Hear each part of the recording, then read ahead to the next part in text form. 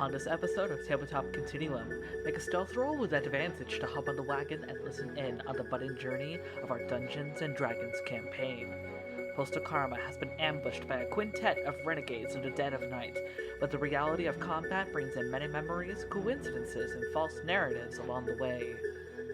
As we say, welcome to the World of Morath.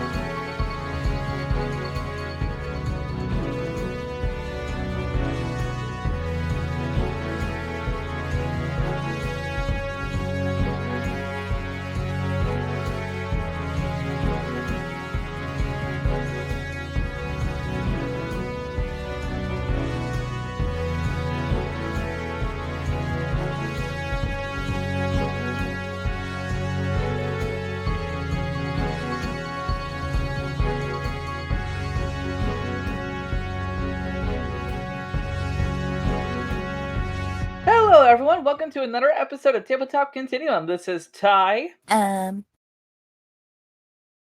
Robin, shit. Valkyrie! And Melissa. Alrighty, and we have Ethan out at the moment. Ethan is spending some time with his partner over at a con, which I'm pretty sure they're having a lot of fun. I haven't gone to a con in a long time. But with that said, I've never been to a con. Right. You've never? Oh, we gotta fix that. I know. We have got to fix that. Anyway, how about we get into our little debrief? Because we left off on a rather interesting note last week. Yeah, we're getting our asses beat by some random people Nah. on our asses. Don't worry. Nah. Don't worry, Robin knows how to control the elf, so we'll be fine. Yeah. Don't let anybody touch the elf and we'll be fine. Don't worry, Kree's like half a step away from going feral, so you don't have to worry about that. That's what happens when you wake the baby up in the middle of the night. And Siobhan's already Don't strangling wait, somebody, so baby. we got it. True. We'll be probably fine. So It'll probably be fine. speaking of that, where last we left off. So the bounty folk has given you an interesting combination of welcomes with Corey's horrible way of explaining things, and thus creating a rift in the party for a small bit. Though Lord and Lady Elmerig's reassurances with you all and alliances with some, that did not calm the conflicts immediately between some of you. Regardless, you were given a tour of the headquarters, and many of you have already begun contemplating what sub-guild you may want to represent first. The start of your initiation into the Crystal Caves proper began bittersweet with the leave of your beloved food-loving paladin, Anchor Galdar. He told you about needing to spend some time on his own and figure himself out, and many of you felt rightfully hurt by the lack of communication and sudden change of heart from your friends, yet wished him fair travels all the same for his new life, reiterating that he will always be part of Postal Karma. Breakfast was quiet, and it took a well-known Lita Pluvis to introduce your new intrepid adventurer named Wirt to your group, prior to your leave. Being given your compass of locating and the gifts of alliance for the Cugamonde Day by Lord and Lady Omerig, you began your way out of the bounty folk as you locked the entrance with the compass as your beacon.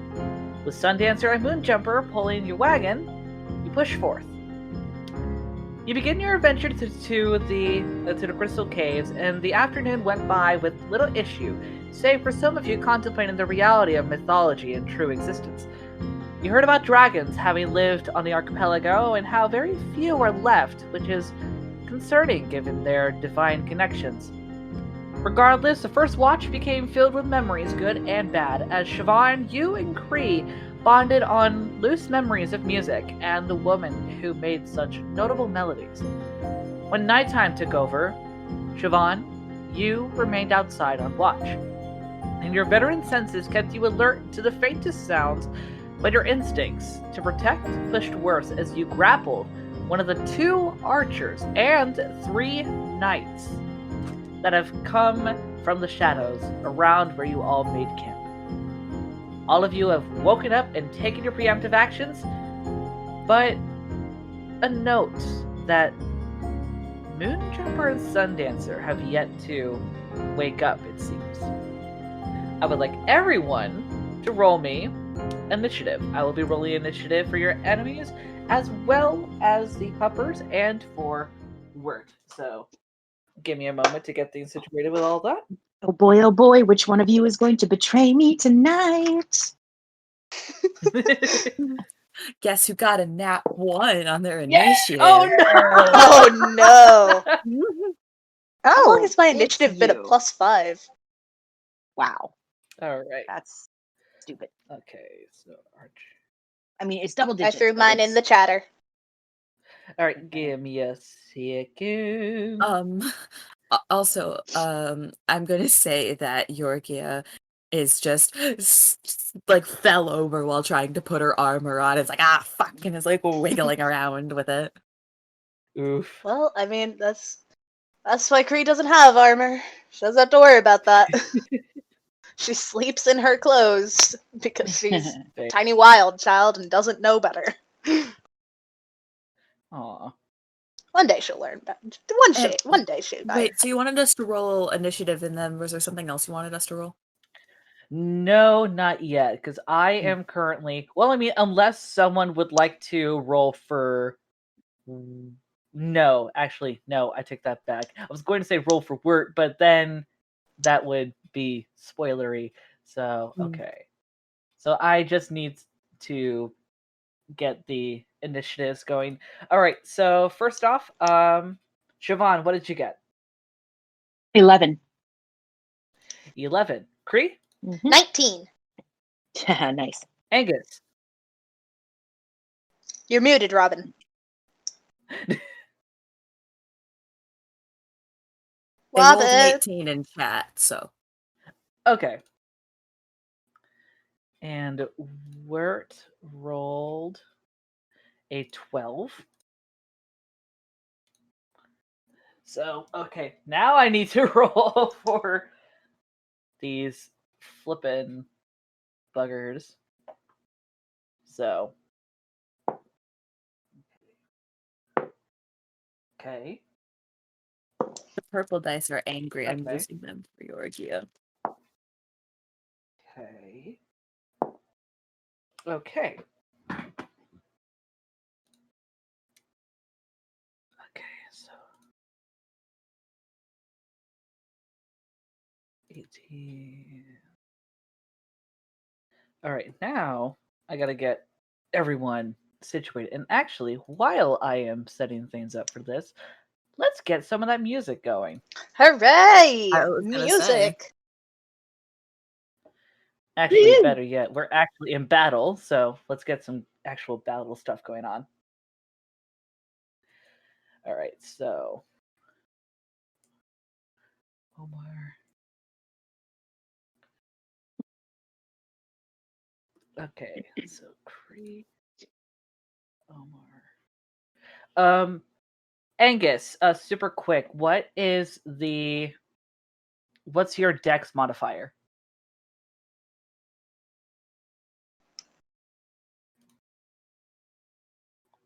Robin? Robin, you there? You're still muted, Robin. Robin, I miss you. Talk to us Gonna send with your Robin a beautiful voice. Gonna send Robin a TM real quick. Okay. I just got back. Oh, Robin, okay. you're back. I Welcome missed back. I you. just sprinted back to my laptop and just put on my headphones as you said that, Em. Oh no. Oh, Oh my gosh. Angus, what's your dex modifier? My dex modifier, I believe, is a +3. I'm trying to pull it up. did you say Okay. you were Yes, going the to the +3. bathroom or something? Or Yeah, I did in the campaign 1. Oh, yeah, there it is. I'll be your B. Ah, the Me 6 blocked it, so I didn't notice. That's fair. Yeah, you Okay. reached level 25. Congrats. I'll just go ahead and level up Okay. Angus to level 25. No, don't you dare. Oh, what level am I then? You are God. If we're going by these 6. Let me see. Is it level or rank? It's rank. I was having this Yeah. conversation with this music in the background. Oh, hold on. I gotta pull the music back up again. Hello? Yeah. Where are you? It did that for me too. It kind of turned itself off. I'm not sure why. There it is. But Oh, I'm this level is also- 28. Yeah, like I said, you're God. Nice. All right, Kree is your god now. Okay. Robin, did you share your dexterity modifier? Okay. Or Yeah, we it's yes. plus Okay. Okay. Yeah, so 1, 2, 3, 4, 5, 6, 7, 8, 9. Goodness gracious. I should have had this set up before, but I also probably should have not have like 5 enemies on top of 5 party members. It, We need a challenge Large- sometimes. Yeah. remind me after session, and I'll show you some of my tips and some videos I have for large scale fights, because they do get kind of Heck yeah. difficult. Ooh. Yeah. Yeah. Wait. Just be grateful that you're not doing a dozen players like I did that one time for that 24-hour Ooh. campaign. Holy shit. Oh, a 24-hour campaign. That is. Woo, man. It was something. It was for a it was supposed to be for a charity stream, and then apparently the stream broke after hour 2, and nobody told no. us. So we went through the Oh, full 24 no. hours and just Oh no. Siobhan, super quick, what's your dex mod? My dex mod is my dex mod is +3. Okay. So so to clarify the initiative order, we have Kree, Angus, one of the knights, the archer that is not grappled, a second knight, Wirt, the archer that's grappled, then Siobhan, then the third knight, then Yorgia, because you rolled a 1. Yeah. It happens. And yeah. Hey, it of all the does places to happen. roll a nat 1, initiative is probably one of the least terrible places to do so. This is a true statement. Depending. I That said concerns one of me. the. I mean, would you rather roll a nat 1 when you're trying to hit your enemy? Or on a saving throw. Yeah. Especially I mean, in like, death saving throw. Goodness, no. like, just go last. It'll be fine. I'll be fine. It gives me time to think Yeah. as I Well, scramble. right. With the top of the round, Kree, you still see Siobhan has an archer grappled. There's another archer about 20 feet away from you, and there are 3 knights with like mail type armor. One of them is close enough to where you can notice like embroidered like feather like designs in the chest plate. Ooh. Okay. What do you do? One of them is frightened by me right now, right? Yeah, one of them is scared shitless of you. That was great. Kree is she's still kind of like got like her snarly hiss face on right now, but she's gonna stand up on her 2 feet. And she's going to. You said the other archer that wasn't grappled was about 20 feet away? Yes. Neat. Kree is going to cast blindness deafness on him, focusing on the blinding. Ooh. And Ooh. needs to make a Constitution saving throw. And What's the DC on that? let me double check. My spell save DC is 15, and All right. is cutting words a bonus action? Double check. Does it say BA? I'm trying to find it. What Where spell? is it? Cutting words. Where is it? It is not a There spell, it is. so I do not remember. Yeah, off it's the top not of my a. head. It's not a fire. As a reaction, when a creature that's not immune to being Mm. charmed, you can see within 60 feet makes an attack roll, ability check, or damage roll. You can expend one use of bardic inspiration, roll a die, and subtract that number from the creature's roll. Yeah, could so do you're so- gonna have to use that. You could only really use that Ability if check, right? you're.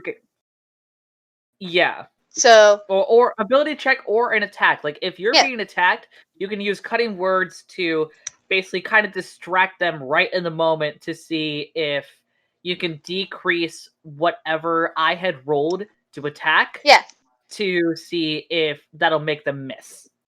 yeah. Could I cast this? Could I cast blindness and deafness, and then use cutting words to drop a few points from their ability check to make You cannot because No? it's Okay. because it is a reaction. You're gonna have to wait until I say that someone attacks you. Okay. But Alright. also, what kind of DC? Just a reminder. Constitution saving throw. I think. Let me Constitution? double check. That okay. Yeah, Constitution. Well, they failed. Neat. They're blind. Okay. All Let's see. They're right. blind for 1 minute. Let's see. Is this?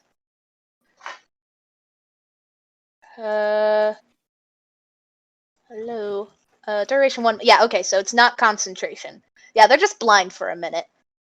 Oh wow. At okay. the end of at the end of each of its turns, the target can make a Constitution saving throw, and on a success, the spell ends.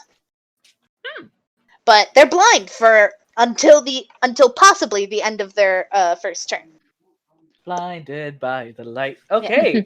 All right. Blind or until done.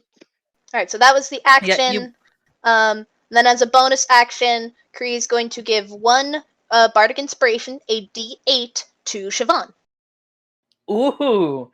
Thank And you very much. You still got your movement, Kitty. I'll take it. Well, I'm not sure how much she really wants to get close to people right now. She's mostly, I think she's going to, Okay, so the guy who's, like, backing away from her, right? Because he's scared of her? Yeah. She's gonna kind of, like, not get close to him, but kind of, like, stalk toward him a little bit to keep him even further away. Okay. I don't know how close, not close. I don't know how far away he was to begin with.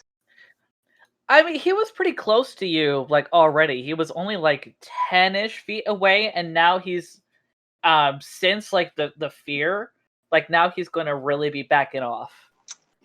Alright, well, I guess she'll stay put for right now, then. Okay. So that's all you got?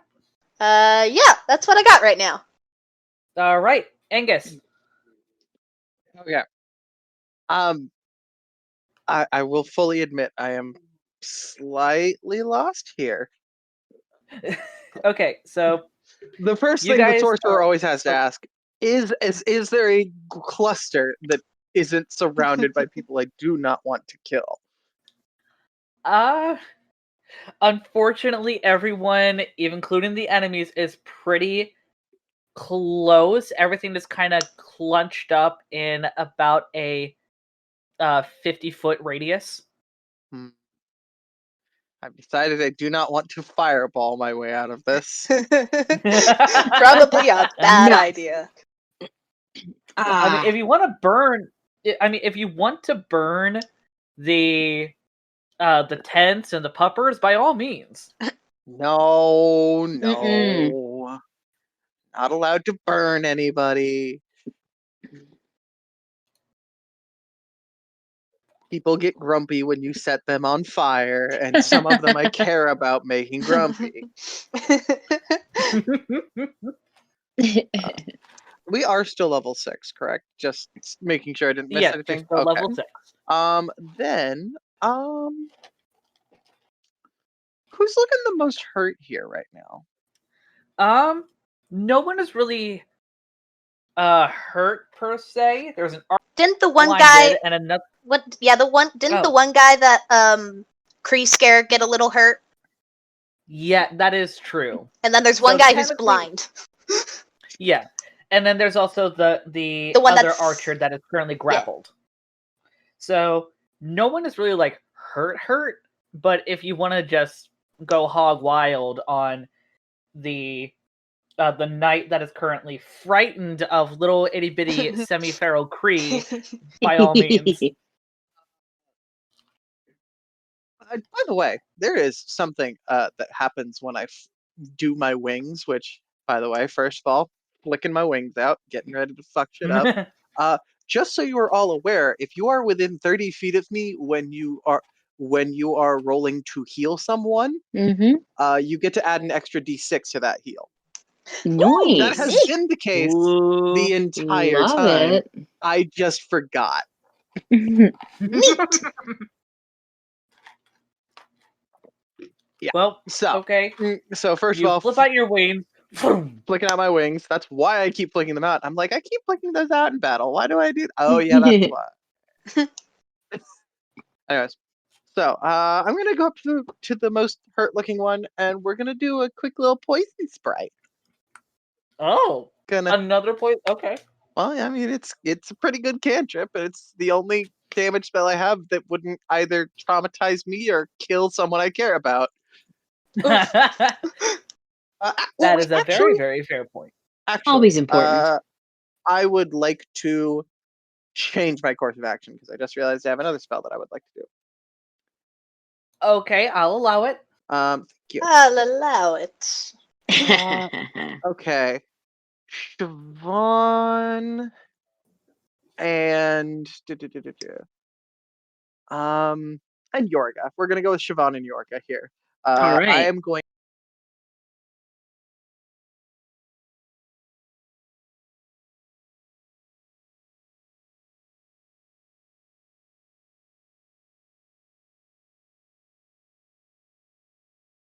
to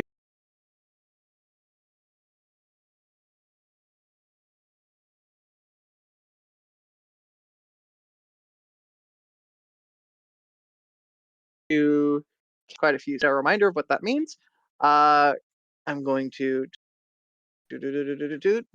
hang on.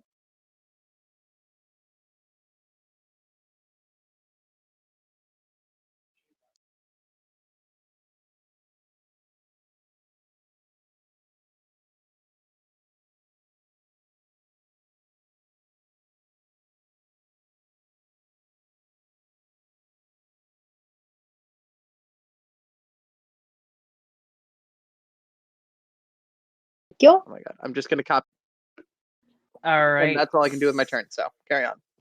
Right. Good to know. Lovely, lovely. All right. So it is now one of the knight's turns. He is actually. This is one of them that is not in fear of the cat. He is going to turn over to the direction of you, Siobhan, Oh, and he is actually going to charge over your way, okay. going, get, Ooh, like, just shouting, get off of him! Great. Can I take? Sorry, not to interrupt you. Can I take? But I'm gonna interrupt you. Can I take the body that I'm holding and like fucking fling it at this asshole as he's charging me? Roll me an opposed. Hold on. Roll me. Let's see, an opposed acrobatics. Okay. Because this person who is grappled is going to try and fight you. But Right. currently, because they're grappled, they have disadvantage. So. Okay. Plus, you have an extra 1d8 you can use with that because I gave you Bardic Inspiration. That's true. Oh, man, Thank you. Okay, let me grab a D8. Don't You forget are it. so lucky. I always need to make sure that I remind people of Bardic Inspiration. Okay. Also, you're lucky that this person has disadvantage because I rolled in that 20. Well, guess what, motherfuckers? I rolled. Yeah?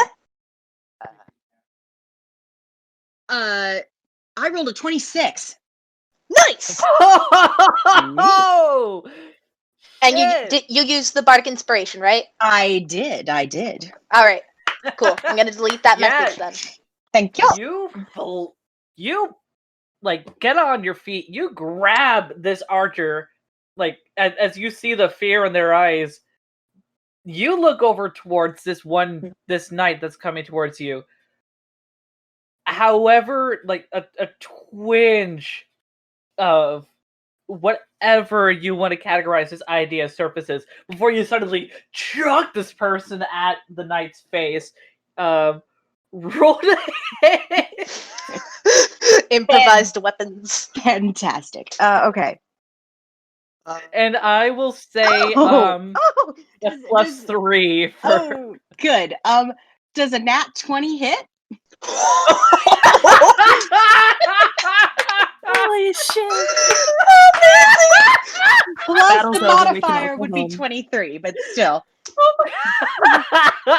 I fucking... People really need to stop trying you. It does not end well for them. Siobhan's just, I'm angry and I'm going to make that your problem. You know what? Roll me a d4, and whatever you get, double it.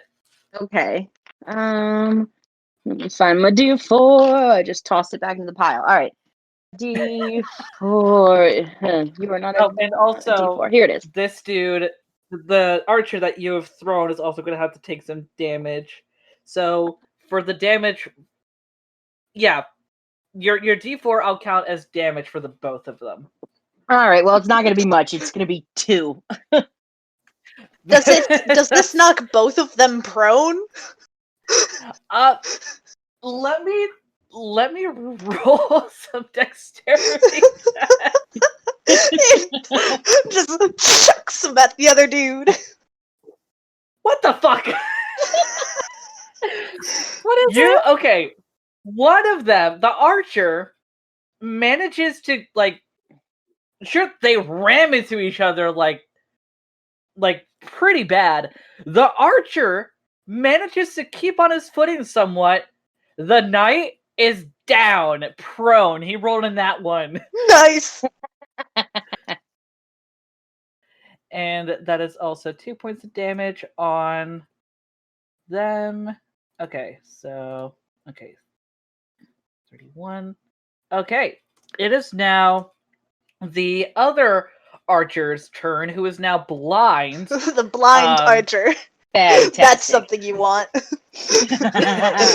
it's Totally it's what you legal want in in a Michigan. situation.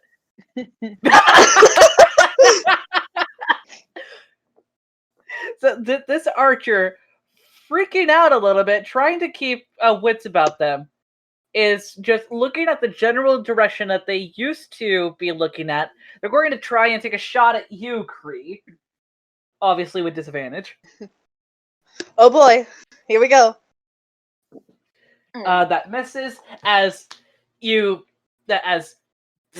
like an arrow tries to go for you, but instead it just slams into the grass about 5 feet left of you. Like, I like how you didn't even ask what my armor class was. It's like, that misses. Oh yeah, no, that just straight up missed. The lowest that it got was a flippin'. It was a 4.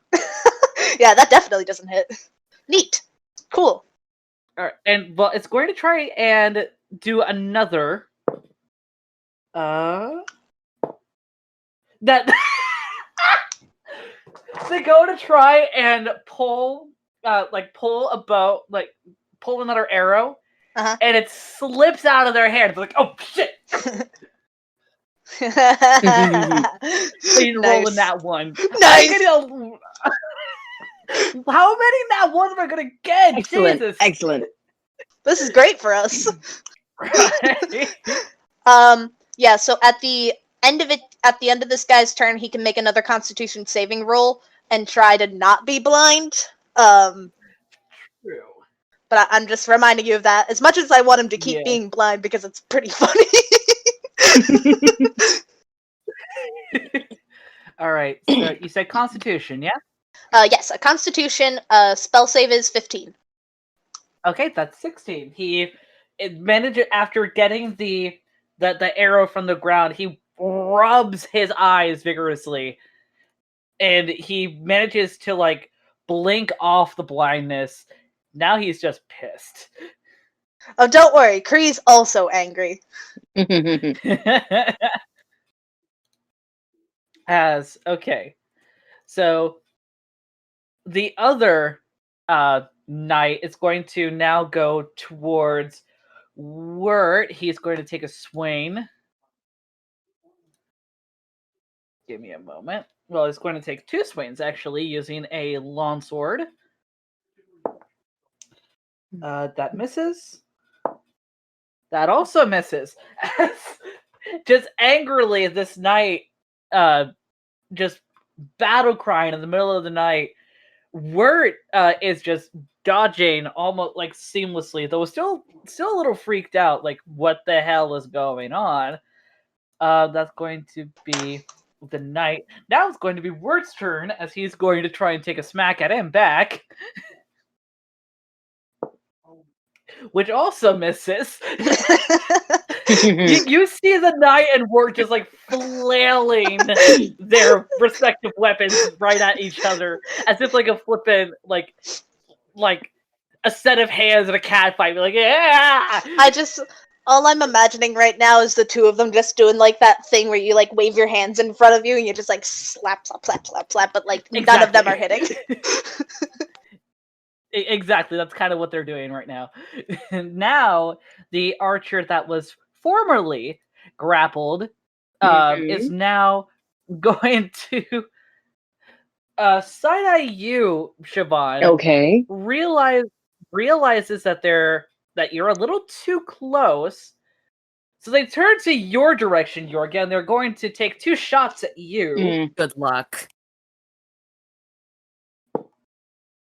Let's see. Does a 14 hit? No, absolutely not.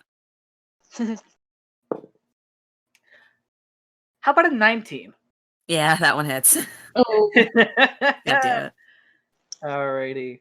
So Question. This doesn't apply to this roll, but are we doing matched attack rolls go to the defender or the attacker? go to the defender. Okay. I will keep that in mind. Alright, so you suffer 6 points of damage. Oh. I was just saying, don't you have that +2 to AC, or Yeah, that is with from the plus haste? 2 to AC. Okay, I just have an making sure. 18 AC right now. Okay. Jesus Christ. Yeah, you suffer 6 points of damage as an arrow lands about half an inch into your like the side of your torso, a little too close for comfort to your clavicle. I don't like that. As they are going to stay where they are. No. They're going to try and step back and like take as much movement as they can away to have more range, which means Siobhan, you have an attack of opportunity. Yay! Wait, Awesome.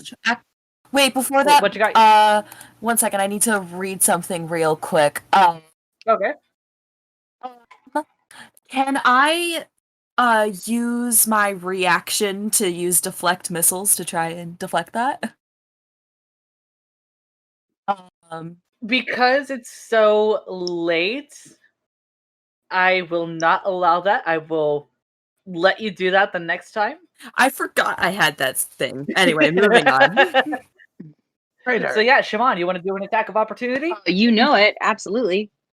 Go for it. Roll to hit. Okie dokie. Oh, well, my luck has run out. I rolled a nat 1. Oh! Yeah, fuck. You go... I assume... Are you using your sword or your whip in this case? I would have been using the whip.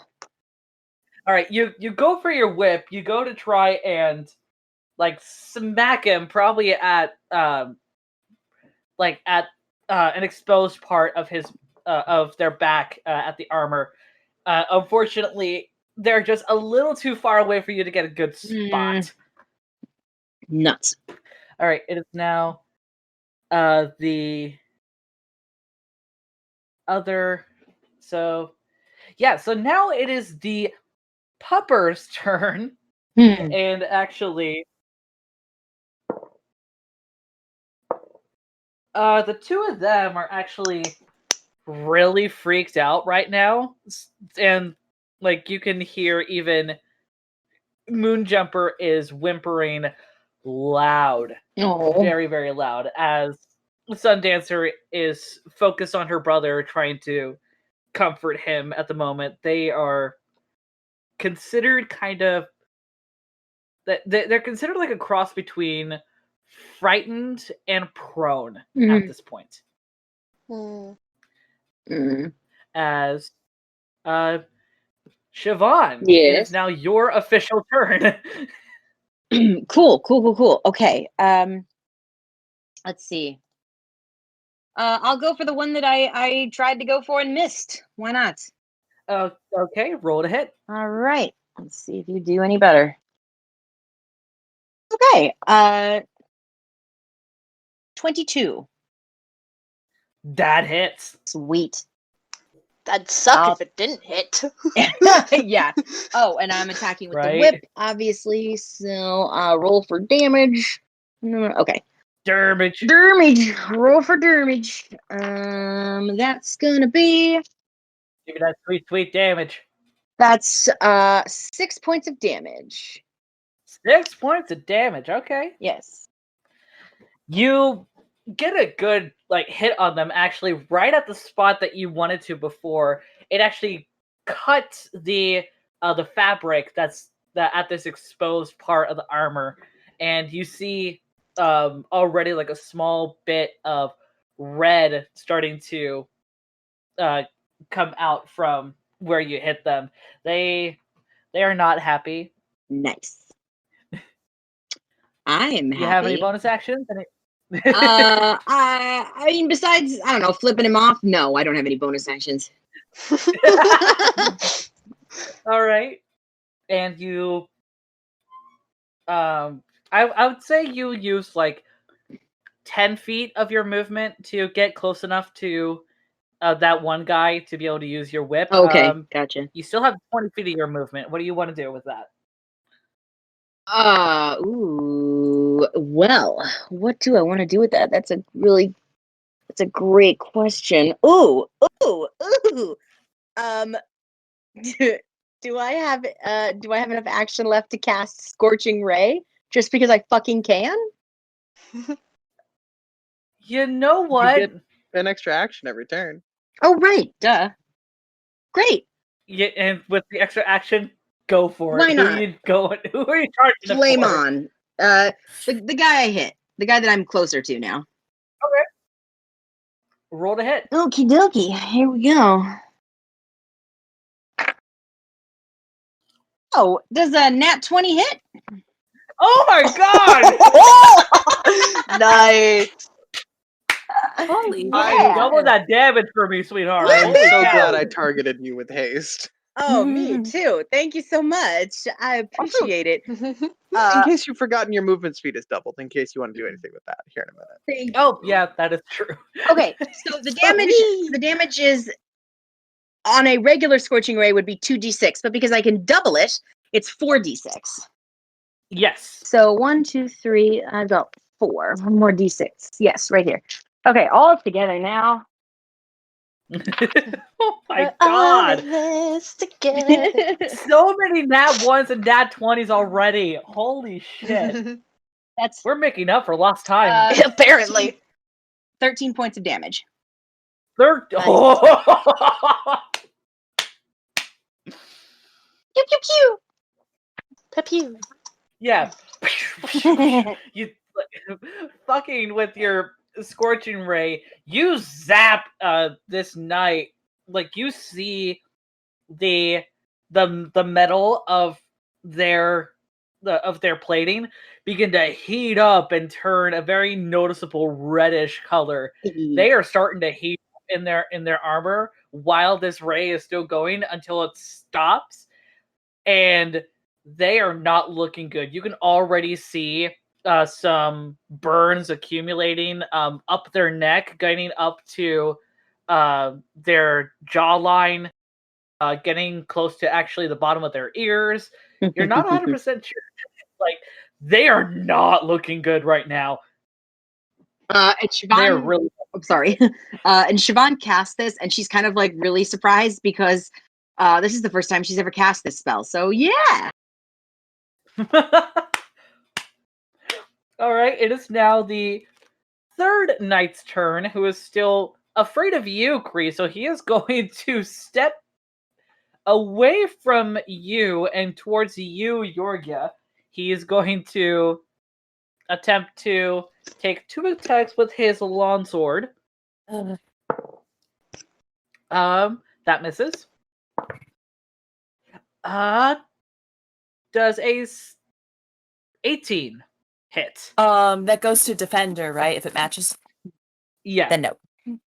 Damn. Okay. So, little scared from Kreus. He's like, "No, I don't like cats. Don't like cats. Fuck cats." And as he goes over to you, Yorga, he tries to swing, but apparently is too intimidated from even the presence of Kree at the moment that he can't get a swing on you. Okay. Speaking of, it's now your turn. Finally. Okay. Kree, you're on deck. Gotcha. So, if you haven't been watching the chat, I have 6 attacks this action. Oh my god! Yes, get it. Oh, Get I them, can't wait for because- this. Because I have 2 attacks per action, and I'm not using weapon attacks, and then I'm going to use a key point to use Flurry of Blows, which means in total, I have 1, 2, 3, 4, 5, 6 attacks. Holy! Let's- And are you Love you it. landing all of them on this one dude? Well, I'm starting with him, and if he survives, then I'm landing all of them on him. I fucking can't. Okay, you know what? Roll me all of your hits. All right. Tell me at all once? of your rolls to hit. Yeah. Okay. I'm grabbing 6 dice, 60 20s right now. Oh my god. Oh I my need to go gosh. into my set for the other campaign to find another. I need you to know something right now, Em. Mm-hmm. Playing a spellcaster, all I've ever wanted to do is cast haste on a monk, and this is exactly why. Oh my gosh. This is all I've ever wanted in life. Other All that I campaign, ever but wanted. Robin, haste on Nim because her armor class is already a 19. That would put her armor class as a 21. She would be untouchable. Yo. She would be untouchable. These kid monks are on crack and steroids at the same time. I've played exactly one monk, exactly like Jesus twice, Christ. and I love it so much. I need to make a monk bard combo. That'll be like my favorite thing to play love ever. This. I'm so glad to be back with you guys. Okay. All right. 1 second. I'm trying to get all my dice in order, and my fucking dice fell. God damn it. Oh, Oh no! Before I could read no, them. no. All right. Here we go. Right. That should be good. That was no nat 20s, unfortunately. Aw. But we did get 2 21s, a 19, a 13, an 11, and a 5. Okay, 13 and lower miss. Okay. So I get 4 hits on him.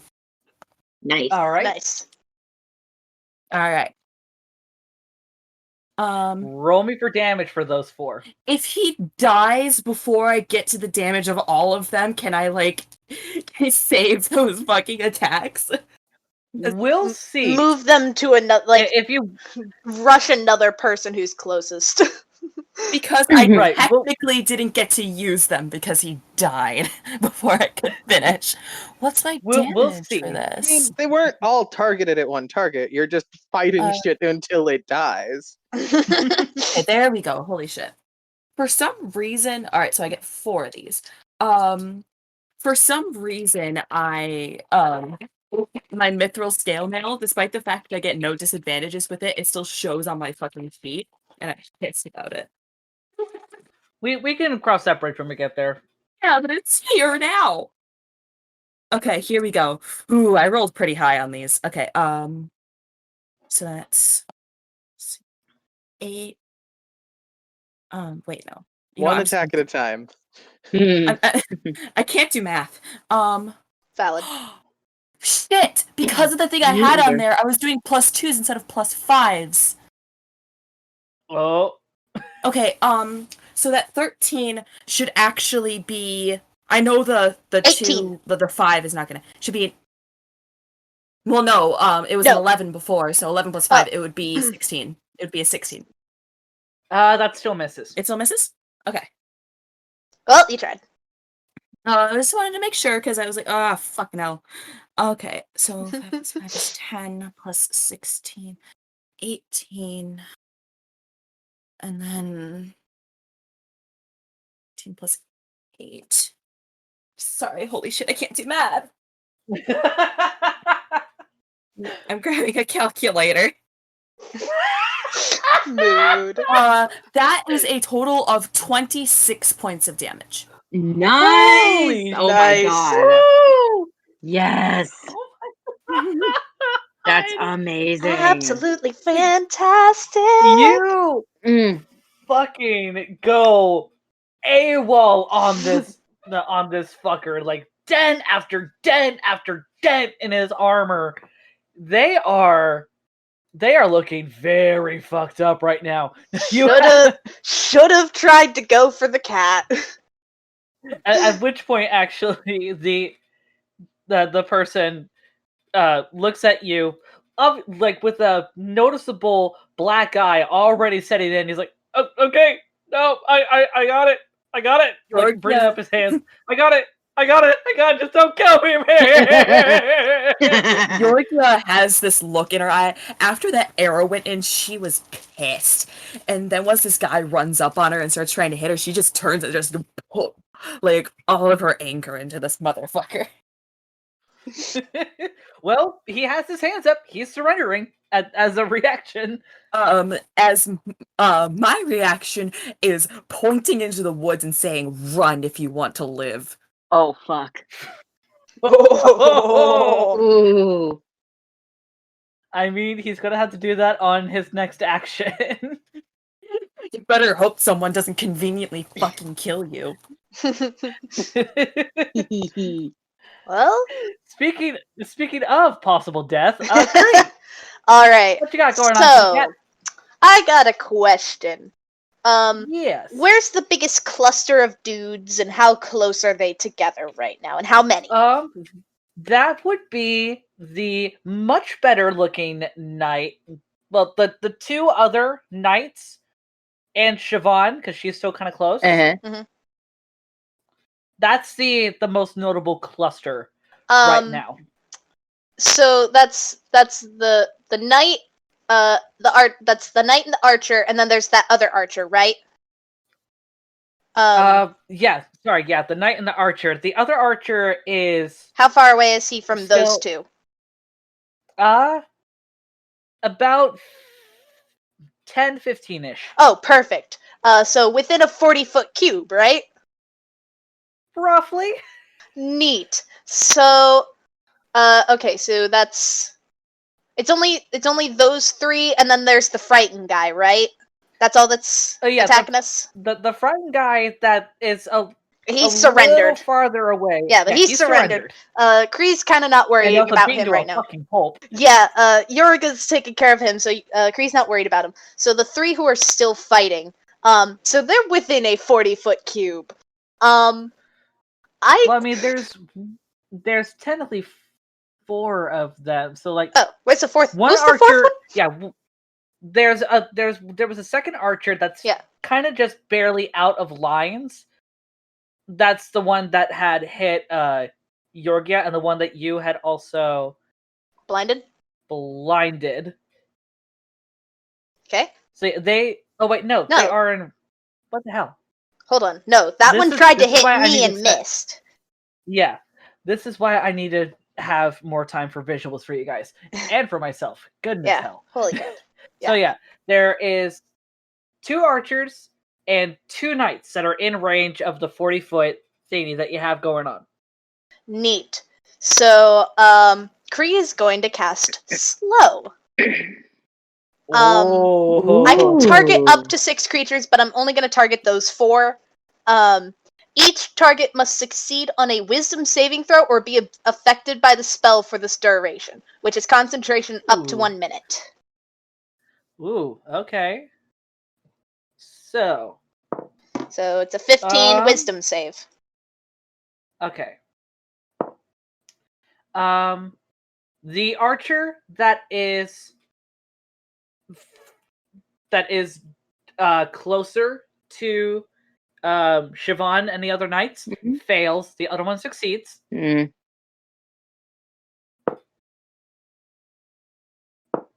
And both knights fail. Hot damn. Neat. Okay, so only one of them succeeded. Neat. All right. Only one of them succeeded. All right. So nothing happens to that dude. He's the lucky one. But for all the other ones, the affected this is gonna take a little bit. So the affected target's speed is halved. It takes a -2 penalty to AC and dexterity saving throws and can't use reactions.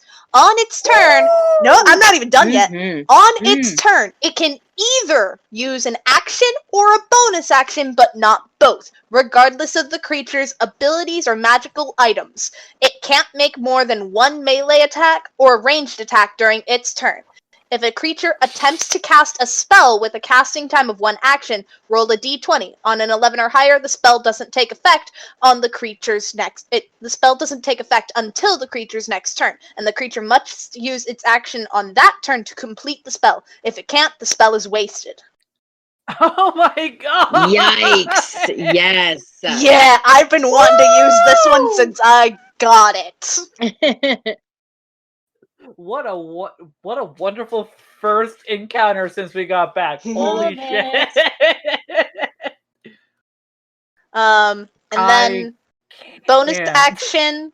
So that's Kree's action, and bonus action she's going to give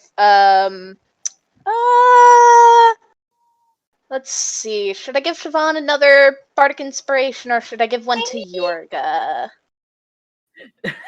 I'm not gonna say no. No. Please, Please. please. You know, that was fucking beautiful. All right, I gave Siobhan the bardic inspiration last time. Yorga gets 1d8. Noise. Oh, I want this. Yes. yeah, Smithers. Oh my god. All right. So yeah, that's a lot to remember. I will keep the spell pulled up if you need me to go over anything else. If you need me to go over anything. That would be lovely. But yeah, again, same with just about any spell. A creature affected by the spell makes another Wisdom saving throw at the end of each of its turn. On successful save, the spell ends. Okay, good to know. Yeah, but for at least their first turn, they're going to be affected by this. Oh man, I cannot believe you guys.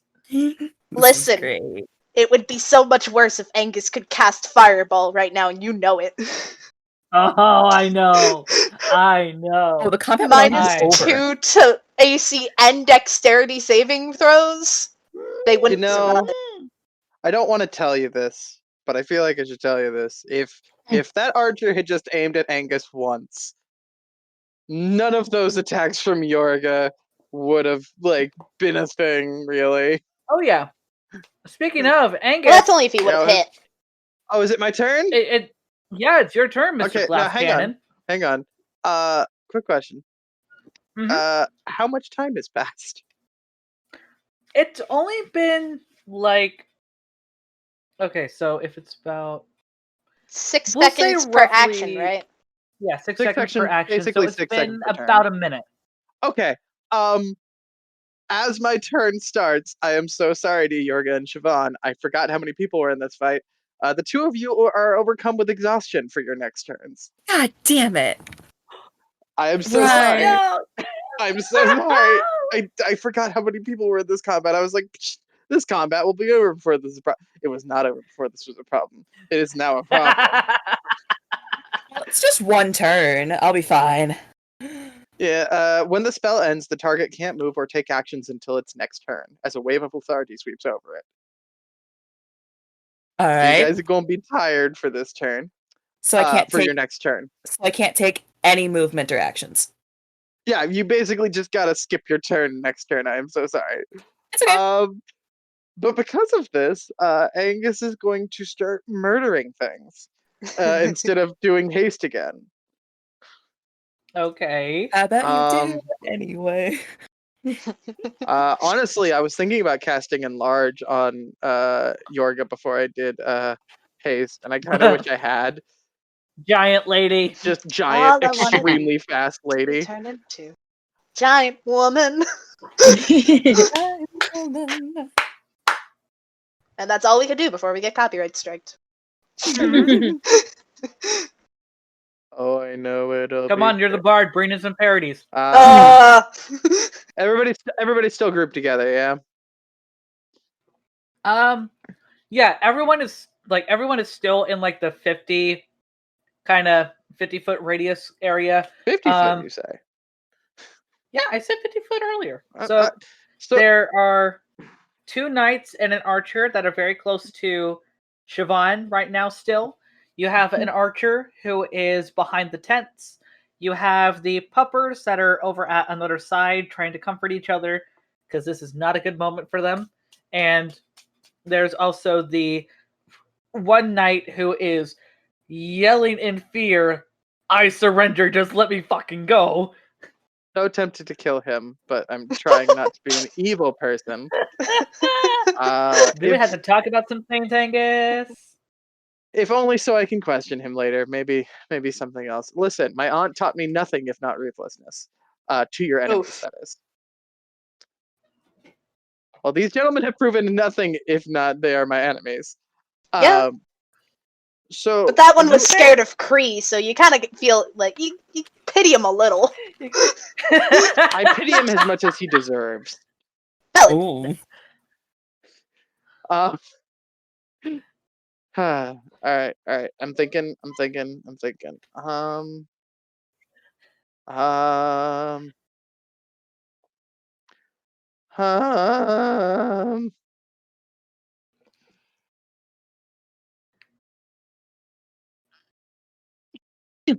Okay. I mean, Word is also near you if There's Word something that you can do to help him out. I mean, I don't know it. Who's looking the most almost dead, other than the surrender guy? That would be the one who surrendered. No, other than the surrender guy. Other than the one who surrendered, that would have to be, one of the knights that's near Siobhan that is now slowed. Like the one that was burnt to a near crisp. So it's not Siobhan's turn yet. So technically, Siobhan is still under the effects of haste.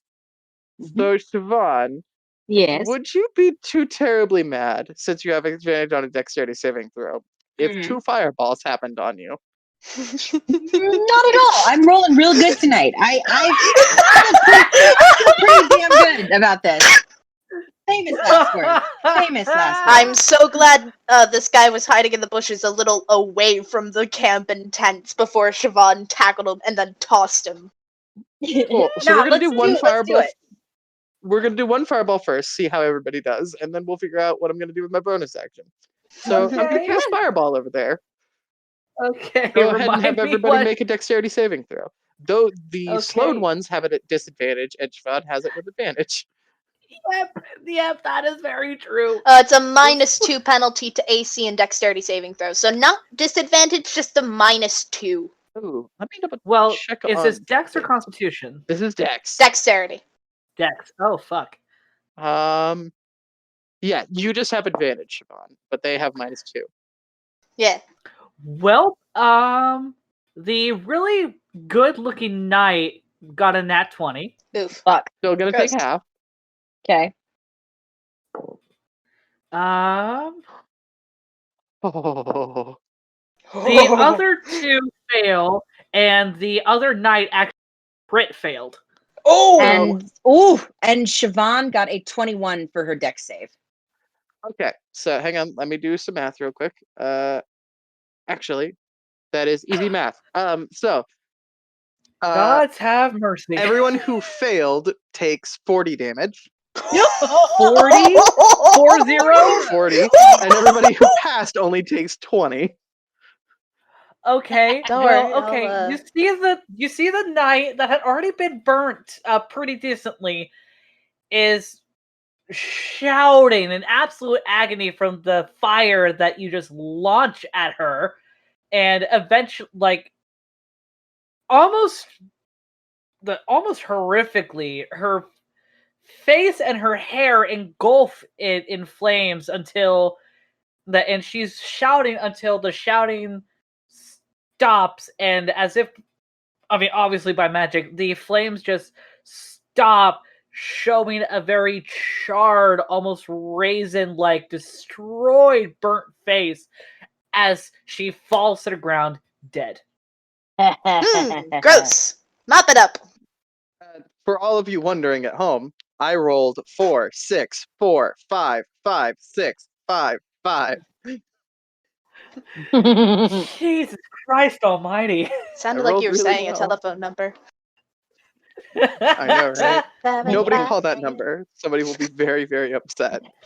They'll just get fireballs on the other end of the line. Fireball, fireball, fireball. Okay. So how badly injured are the other ones who took half damage doing? Well, one of them still took full damage, and they're kind of in between living and they're looking well enough. They could still deal with a few more blows. The knight is the remaining knight, I should say, is in a similar boat.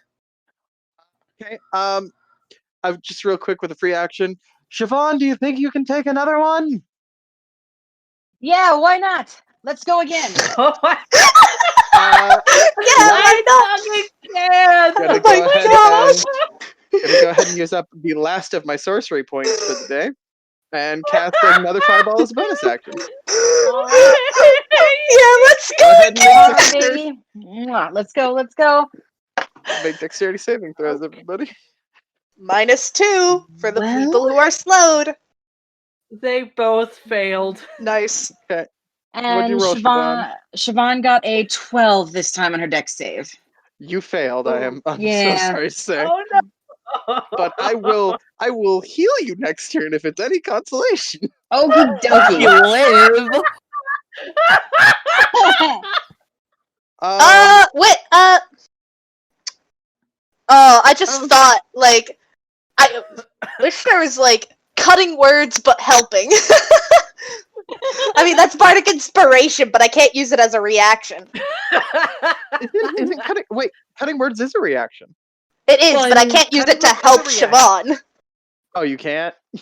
I don't think so. No, she Yeah, cannot. No, you I have to cannot. subtract. Okay. Hang on. Oh, first of all, get this blanket off of me. It is suddenly extremely hot in this house. 33 divided by 2. Probably because you're just fuming Oh wait, nobody with passed. I don't have to do victory. the math here. Okay, so everybody takes 33 points of damage. Okay. 33 points. That's all right. It's okay. It's okay. It's not great, but it's okay. Well, okay, you see similar fate as the other knight. The other knight is engulfed with flames, and their face and hair is just charred as they drop dead. The archer is at death's door. Would you like to surrender They're now as barely well? hanging on. I'm going to shout out. The archer looks at you all, flabbergasted, looks over to the knight that just died. Did you really have to go and kill him? Did you really Yeah. have to come in and start stabbing and shooting people? Again, would you like to surrender now? Maybe if you can revive him, I will. Well, maybe if you hurry up and surrender, we can talk about it before it's too late. You You see him look over to the other archer for a moment, a very frightened but also stern look on his face, before eventually both archers kind of hold their, like, bring their hands up, dropping their weapons in surrender. Oh my god, I can't believe that So- worked. Wow. All right, so we killed 2 guys and we have 3 prisoners basically. Yes. Neat. We might have 4 or 5, depending on if I can revive the other 2. I don't know how far gone they are. We'll see. Well, I mean, one of them is freshly dead. The other one, I'll say, it's only been like 6-ish seconds. Okay, so are we out of initiative then? We are out of initiative. Kree is Uh, going to kind of glare at the 3 that are left, but then like rush over to the doggos. That's what she's doing, but I'll let everybody else do everything else before we get to that. Your Roll me before we get to that, Kree, roll me animal handling to see how well you can soothe the puppers. Okay. while that's going on, Yorgia is running towards the corpses and kind of like dragging, like it's a very slow run because she's 17. exhausted. Yeah, you manage to begin like petting them and helping them calm down. They're She's not just- 100% like soothed, but they're calming down. She's gonna sit with them and she's just she's petting them and she's actually going to use one of her well, she hasn't gotten a long rest, so I think a second time she's used her whatchamacallit, speak with animals. Yeah. Of the 3 that she currently has. But yeah. So she's gonna use that one. She's just basically like quietly like talking to them, just quiet, like gentle words of "It's okay, it's alright, it's fine." But yeah, Alright, we she's can just get soothing to them. Yeah, we can get to that little conversation later. Yorgia, what were you doing? You're not doing your soul spaghetti? It's no point now. Also, I wasn't within touching distance when they died. So it's True. Yorgia Technically, is they're not dead yet. Also, This is true. Yeah, they're They still well, actually, technically have speaking to saving of- throws, but technically it's being reduced to 0 HP, so Okay. so Yorgia rushes towards them and kind of grabs Angus along the way. Angus is 30 feet in the air. Angus is 30 I feet guess in the I've air? gotten back. I was. I'm getting back down now. And I'm gonna look at you and say, before we do any of what we're about to do, please help me tie them up. I would ask Siobhan to help, but Siobhan has stepped away for a moment from her computer. I think Siobhan is Work having can help, to- right? Oh yeah, work can help. Work is very mortified at the moment, kind of clutching onto his staff at the moment, but he's like, I'm back. What do you need? yeah, We're tying people up. Yorgia has 50 feet Georgia, of rope Siobhan, on if her. you two don't mind helping me tie everyone, including the corpses, up before I revive them. Time is It of the would essence be- for the corpses. It would be my pleasure. And she helps you. Alright. Mhm. All right, those who are going to tie up these people, let's go. Just roll me a general dexterity check. Oh, Yorga, you still got your bardic inspiration, just so you know. I do. So Who you are can you use that. asking the check for the check? Oh, dex, like a normal dex. Okay, gotcha. I guess I'm using my bardic inspiration because that was not good. I mean, it lasts for 10 minutes, but like, how many checks are we gonna make from here and for the next 10 minutes in game? That's not good. I rolled an 8 with bardic inspiration. And I rolled a 7. You Not guys so need to go to good. knot Angus? tying school. I know. I know we do. Mhm.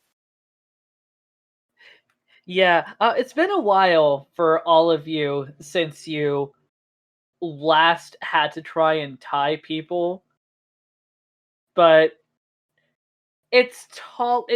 It's okay enough. I mean, you have Take two their people weapons who away. are on death's door, and you have 3 people who have willingly surrendered. So it's And not like you have much of a challenge. I mean, like, take their weapons too. So even if they do decide to revolt, like, they only got their fists.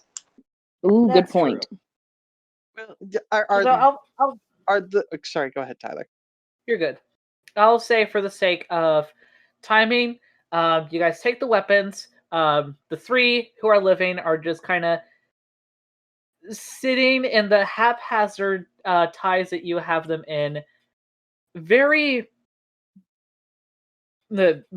wilted at this point. And you guys now have like 30 seconds to decide the fate of the other 2.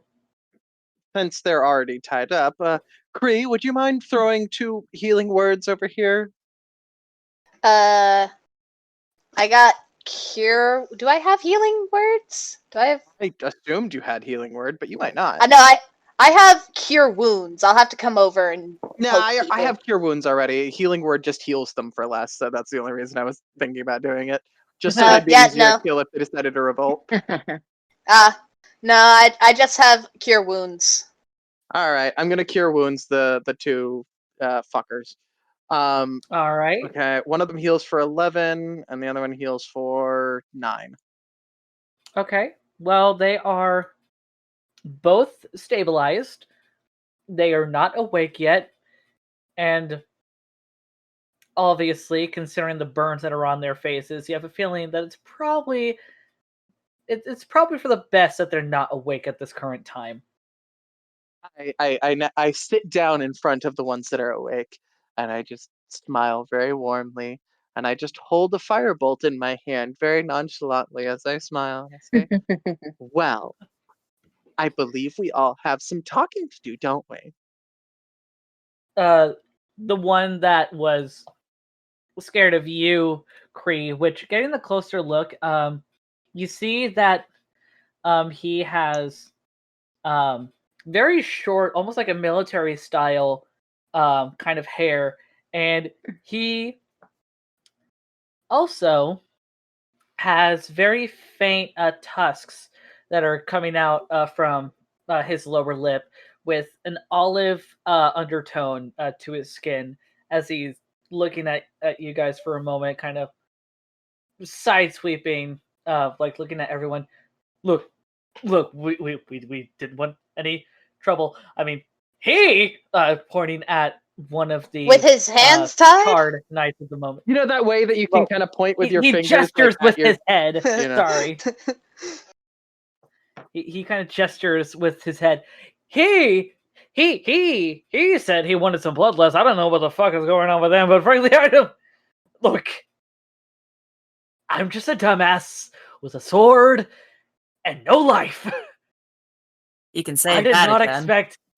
I did not expect this to happen. Okay, none of us did.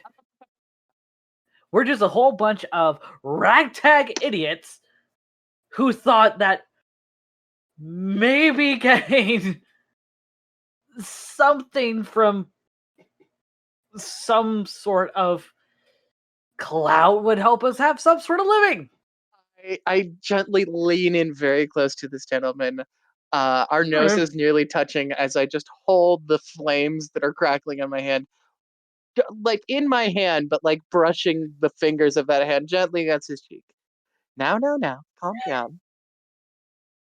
Clout for what? Are you trying to take a bounty off of us or something? You roll me an a perception check. Okay. Am I trying to like look for something they're doing?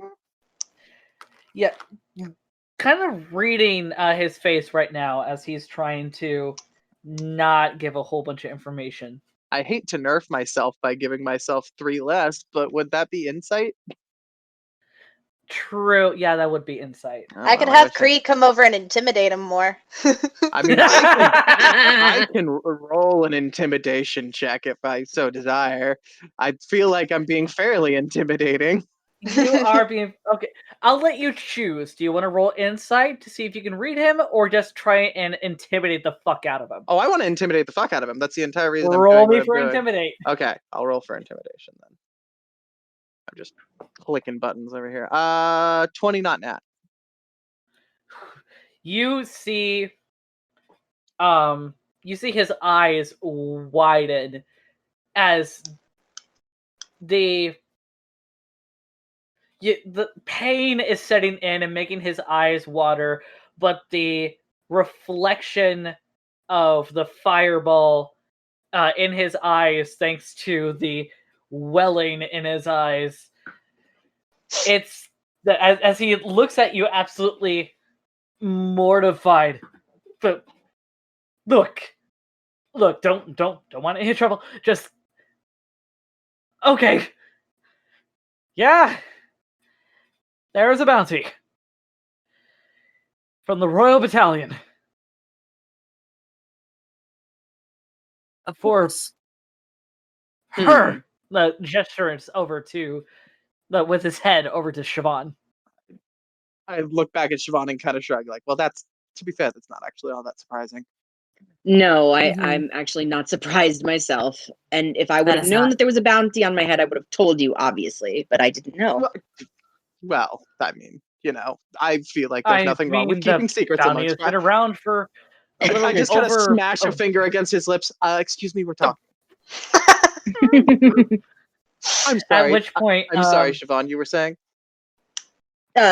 No, I finishing up. Yes, if there was a bounty on my head, I would have told everyone. I probably would have still been traveling alone, but I had no idea. And even now that I know, I am not surprised. I mean, what's a secret or two amongst friends?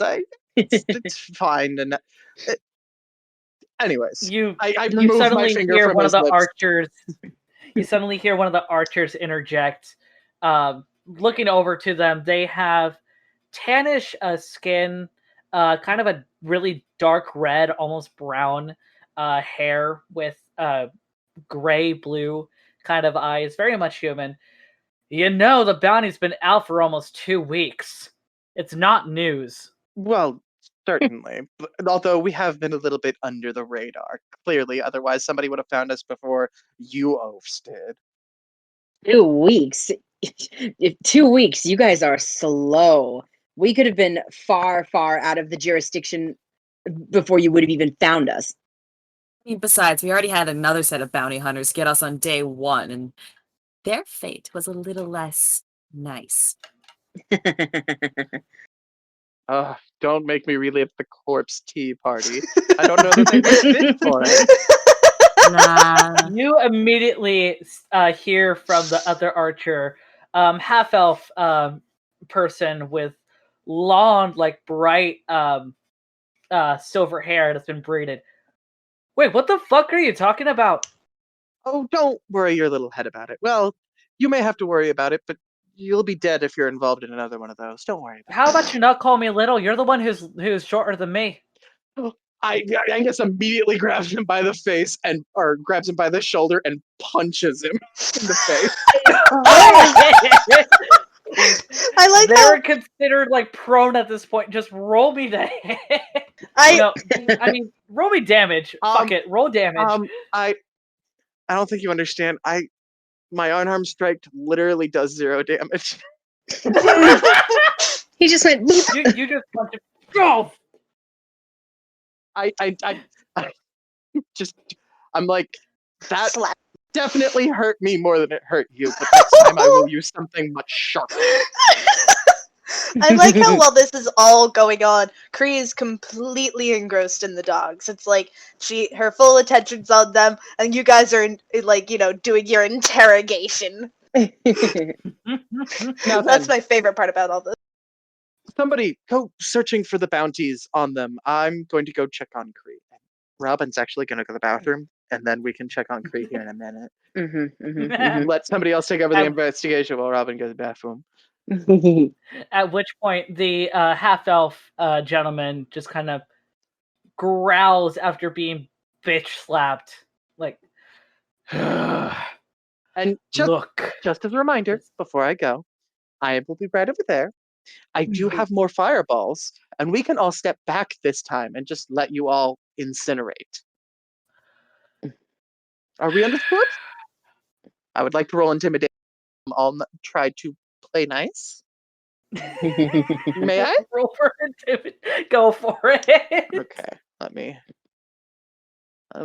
do this with the physical dice. Hang on. Yeah, 7. Okay, that is 26. Woo! Wow. Yeah, you see this person wide-eyed for a moment. Yeah, okay, fine. Just could you, I don't know, get rid of the burns on Viviana's face, at We'll least? talk I don't about give a shit about Omar, but you could help Viviana at least. We'll talk about it after you all cooperate and tell us absolutely everything we want to know, and after we take every last coin off of your persons, and anything else we might have want for. But for now, I'm going over there to talk to my friend while my other friends here continue this lovely little conversation. Ta-ta. Georgia spits crisscross applesauce in front of them and just kind of like smiles. Be right back, everybody. So, and then Yorkia like rests her fist, her like chin on her fists, and it's just like, so how's your night going? The half elf gentleman kind of looks over to the half orc before looking over to the more human looking archer. I mean, it was better until this, obviously. Well, what did we learn? I mean, that's a bit of a loaded at this point. You see the human archer like push her weight to her side so that she kind of forces herself into the half elf person, kind of knocking them over for a moment. Look, like our friends said, we're just obviously this wasn't a good way to go at it, but we're trying to make money. We are not really welcome at home, and well, Omar, she said, kind of gesturing her head over to the male charred, the charred male knight. Omar was the one who kind of convinced us to go on this bit of a renegade trip. He had already found the information on the bounty about a week and a half ago, and he needed to use us for figuring out information on where you guys could be. And obviously things went cold, so we've just been trying to search. And then this happened. Georgia, like during this whole thing, she like her expression started with like a teasing smile, and then suddenly it's like falling to one of like pity and sadness. It's like, shit, these guys just tried to like kidnap us for like ransom or like money or whatever, but shit, they're like having a really tough time right now. And she kind of like looks to Siobhan and Wirt, just kind of like, what the fuck do I do? Like, what sort of expression do Wirt and Siobhan even have? Siobhan has her arms crossed over her chest, just kind of watching this whole thing go down. Actually, Siobhan, super Yes. quick. Given some of the names that have been mentioned, I want you to roll me history. Okay. Good call. All right. History. Gotcha. Okay. History. 18. You remember a few things. One, not only is Omar not a common Ramel name, Mm-hmm. but there's only one Omar that you know of, and that was Simone's nephew. Oh shit. Um. Oh wow. Okay. Cool. So she also takes a seat beside Georgia and looks at Omar. Who And is still not woken up, by the way, and has a very charred up face. Okay. So she looks at the conscious guy, and asks, "Did Simone's family place a bounty on us? I know who Omar is, so don't fucking lie to me." The three conscious ones look at you for a moment. The half orc popping up. Simone. Yeah, Simone. In the Royal Guard of Malik Bonajo, was my The husband. human archer. Ringing a bell. Oh. Everything good? Oh yeah, sorry, go for it. Now, at which point the human archer, who you can tell like getting close to them, the human archer is feminine, the half elf archer is androgynous, Mm-hmm. and the half orc knight is masculine. The half elf and the human look at you for a moment as the human says, "We don't know anything about a Simone."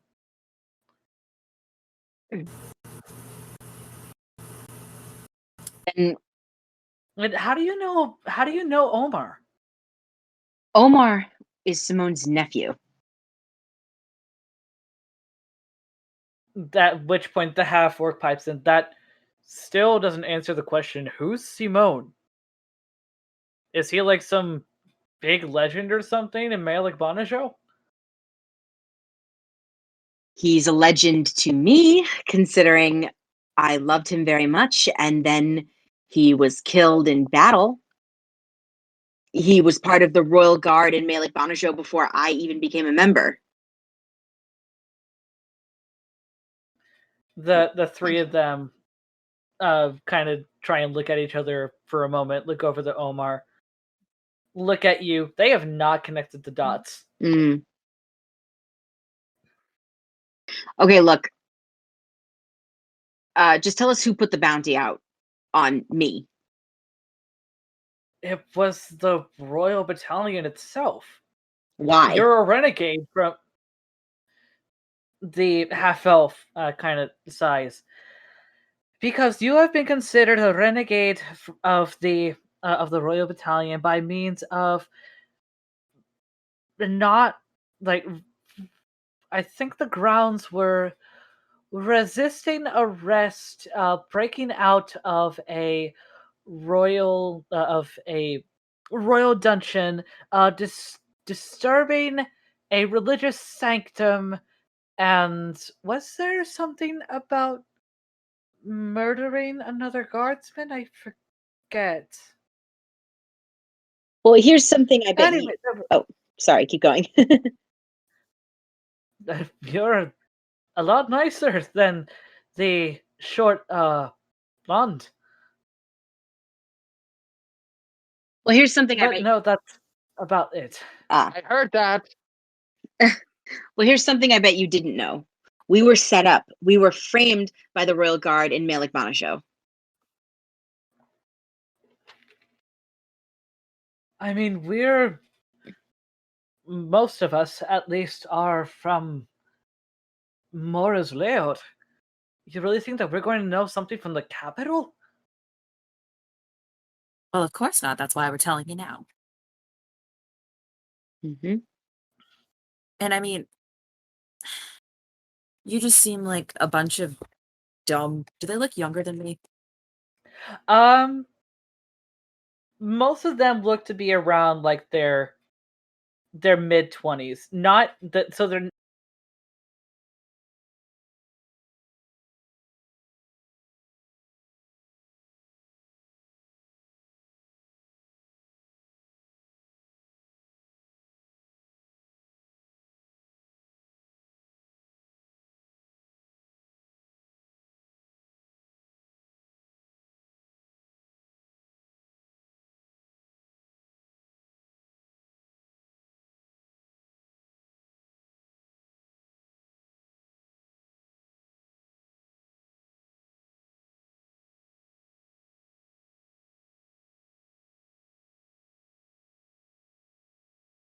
I do. not younger than you, but still. Men heal these wounds as best she can. Roll me a medicine check. Okay. Please roll me good. Please roll me good. I want to be nice. No nice for you, only evil Aw. and mean. Yorga over here like soul spaghetti, and then suddenly it's like you meet these guys that it's like, well, I don't want to be mean to them. Oh, I heard a gasp. Oh, I'm just really glad that it was good. I rolled a dirty 20. Whew. Ooh. Yeah, you managed to help subdue a lot of the burns, and also like it's obviously it's going to have to take time for these to properly heal, but you've managed to get rid of the bits of char that were on Omar's face without causing risk of even more possible infection. It doesn't look like anything is going to get septic thanks to your aid. Hey, that's good. Is he at all conscious or is he still kind of out of it? He's still kind of out of it.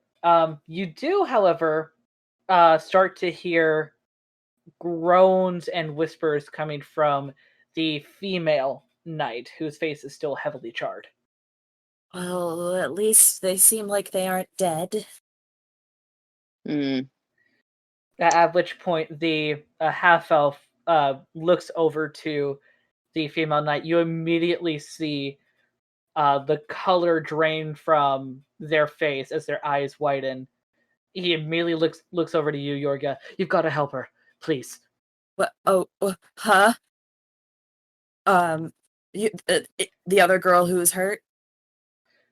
Yeah, Sorry. She does not do pain well, and I don't want to hear her in pain. Two healers are over there having conversation if you want to like ask one of them to like come over or anything. Yeah, We're just chilling with some dogs right now, not doing much. As he says that, Yorgio looks over her shoulder and calls for Angus and Cree to get over here right now. Cree should kind we- of like, yeah, she Okay, just go looks ahead. at Angus. Angus sighs and goes, I think I can handle it by myself, Cree. Why don't you stay with the dogs? You seem like you want to comfort them a little bit more, so you handle that and I'll go handle this. Sound good? Okay. At which point, if as you soon as need you me, mention though, the puppers, you can. If you need me though, just call me over. at which point, like one of those like dog best friend memes, Moonjumper immediately just like gently hops onto your back, Cree, like putting his his front legs over your shoulders and trying to cross them as if like hugging you, be like, mine. Aww. Aww. Hopefully, he's not putting any weight on her because she No, might not. he knows better. Okay. She kind of like leans back into him a little bit and continues petting both of them. It's okay. See, no Angus? scary anymore. I'm on my way. I walk over and I go, what seems to be the problem? What am I fixing or killing or healing or You what? please just heal them. This isn't Right. Who am I healing, and what am I healing? I need a little bit more information, nurse. Yorgia points at the two who are very obviously burnt marshmallows and is like, the ones who look like they stayed in the fire for a little too long.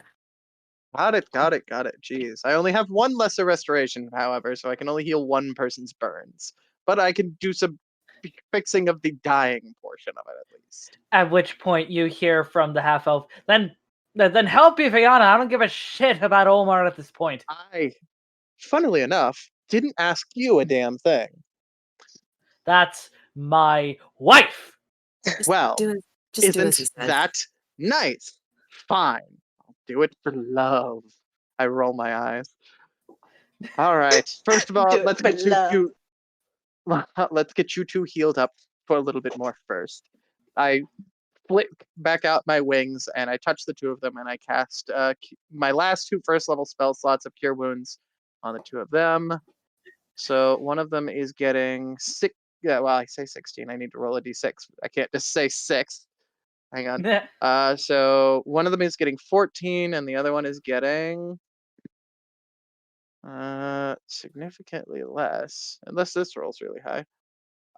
No. No. The other one is getting 9. I am not too fussed about which one gets which. I will let you decide. Okay. The higher amount we'll say goes to Viviana, or the woman. You see, thanks to the magic that you've used, some of the char seems to kind of just fall off of her face, still showing like some deep like red skin and a few bits of muscle underneath, but there's less char. Obviously there's going to be a bit of swelling that's going to come in a while, but you with the lack of char, you notice a slight Viviana looks a little less in discomfort than she was before, and her groans have lessened. They're still there, but not as bad. Well, I have a question, Tyler. I ain't done yet. Neat. Oh, But I do have a question real quick. okay. What you got, Valkyrie? Kree can kind of see that they're healing the people, right? Yeah. All right. I was wondering if Kree I want to make a nature check to see if there are any like plants or foliage around that help like with wounds or burn wounds or anything like that. Anything she might recognize that might, help with the healing things without necessarily using up all their spell slots. Or what? just Roll like me any nature. pain. Yeah. Anything that could help with pain or help like burn wounds or anything like that. Just see what's around. Ooh, nice. That's a 24. Whew. Okay. You managed to find something that is basically akin to a cross of like aloe and eucalyptus. Okay, so is it just like kind of like break it and It's more smear the inside of it on the burns? Eucalyptus in like the scent, but yeah, you can smear the inside of this succulent on the burns, and it can help with alleviating some of the discomfort, as well as you would know, given that high of a roll. Also help hasten the healing process, not by much, but enough. Yeah. Okay. So Kree picks up. Well, do you want to finish, Angus? I'll let you finish. But just because you're gonna use this thing on one of them, probably, and I'm gonna fix up one of them so you can use it on the other one. Well, I was going to ask if there's enough for both of them. I have no idea. That's fair. Tyler? Given your roll, I would say there's enough for like 2 small doses for both of them. Okay. Well, Kree's gonna do that. She kind of like, as she, gets the the plants and stuff, she kind of turns to the peppers and's like, "Do you want to walk over with me or stay here? Because I'll be right back." Moonjumper kind of looks at you for a moment as Sundancer looks at you for a moment. I don't think being near the fire or where fire was is a good idea right now. "That's okay. I'll be right back then." And Cree just kind of trots over with her plants and presents them to Angus. "These should help with the burns." Very good. Thank you very much, Cree. You're welcome. She kind of like think- looks down at all of them, and it's like she just kind of like gives them this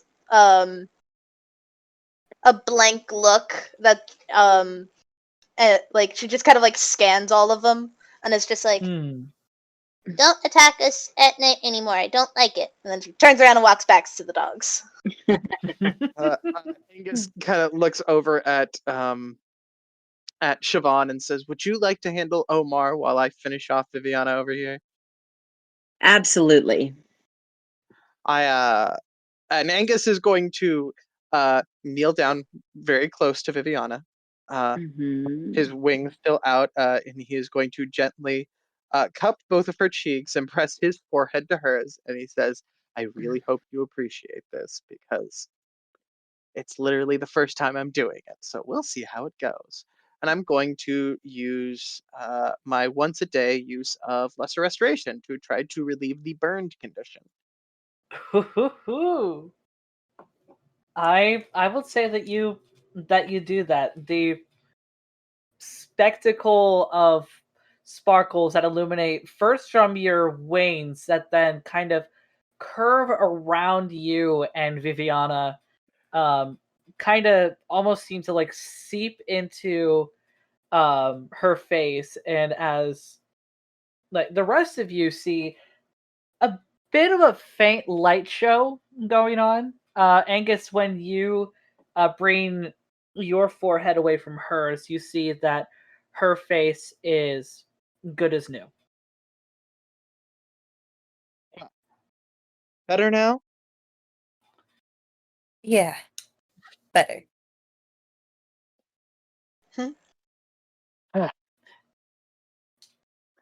And looks. At which point, Viviana has actually begun to come to. Her eyes kind of flicker. Very, very, very, really deep colored, like magenta eyes as she looks at you for a moment. Wait, who are you? What? Hang What on. just happened? What does this person look like? This person, sandy blonde hair, tannish skin, kind of at a bob cut, but they are human. Oh, thank God. Yeah, magenta. I'm reading more like a deep, like a deep pink, kind of maroonish, not closer to the purple range. Yeah, you know, you never know. And I was concerned, but this is fine. That's fine. You get to remain alive. I get to remain alive. Angus just goes, "Hi," and looks over at her husband and just kind of goes, "You all came in the middle of the night to try to kill me. I would like you to remember that before you discolor us with psychotic imagery or violent imagery. And also, I just saved your wife's life. So, you're welcome." At which point Viviana looks over actually to the half elf. Wait, Genji, did we fuck up? A little bit. Viviana looks over at you, Yorgia. Wait, what the hell? Oh my god, your hair. Yeah, it's blue. That is a very bright blue. I have never seen anything like it. Isn't it amazing what you can do with magic potions these days? Yeah. She kind of side eyes you for a moment. What? I know a potion when I see one. That is not an effect of a potion.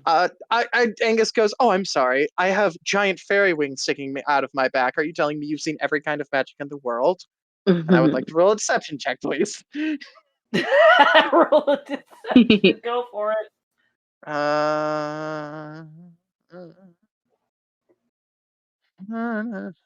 Sorry, I'm looking for where my D20 went. Oh, by the way, I guess since Lesser Restoration happened on what's her face, the two burn plant doses can go to Omar. Okay. Yeah, roll me medicine to see how well you can distribute the aloe eucalyptus on his face. That would be a 22. 22 on deception. Yes. Vivi looks at you, and you see like a bit of sweat trickle on the side of her face. I mean, I haven't. I definitely haven't. I mean, come on, look at my husband. He's not fully elven, but he's told me a lot. So I'm just saying. You don't know every kind of magic in the world. Neither do I. Neither does she. Neither does he. Like, magic potions do a lot of amazing things, and there's magic potions you haven't seen before. I guess just I've never seen or heard of a mass-produced sort of potion that Did anybody say changes your mass color to such produce? extravagant. Fair. It's her I own haven't seen any personal potion in blend. general. I don't know what she puts in it. She won't tell me. Yorgio Okay. winks at the others, at the NPCs. I do want to say, Melissa, that medicine Yes. check roll is yours because Kree kind of like handed off the leaves and walked away Oh. after giving good. after giving a talk, like her own mini talk of just don't do it again. I don't like it, and walked away. So she's back with the puppers. Thank you. Oh, hair. Maybe she's born with it. Maybe it's Maybelline. At which point, Wirt has actually tentatively gone over to the dogs as well and looks over at you, Kree. You mind if I join? I don't mind. Sundance Ray and Moonjumper could use a little more company. Wirt nods and kind of sits down and just immediately Sundancer kind of curls herself around him like he's a little pup. Oh, And so, Melissa, are you doing that Yes. medicine check? Oh, yes. That's gonna be dice here. Okay, that is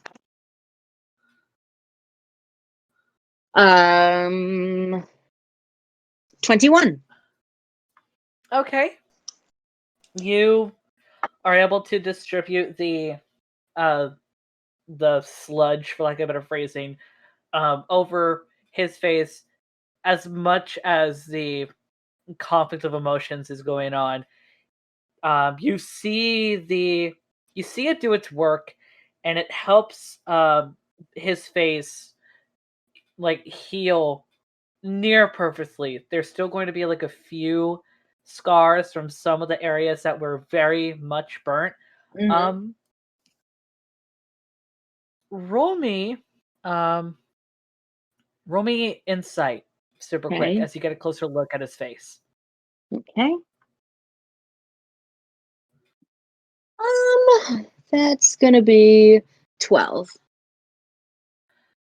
It's hard to really note, especially since it's been so long since you last saw Simone, but part of you can't help but feel like there is a similarity in appearance between this Omar and Simone. For all you know, this could actually be Simone's. Why did I say Simon? Simone's nephew. Huh. He looks about the right age to be his nephew at this rate.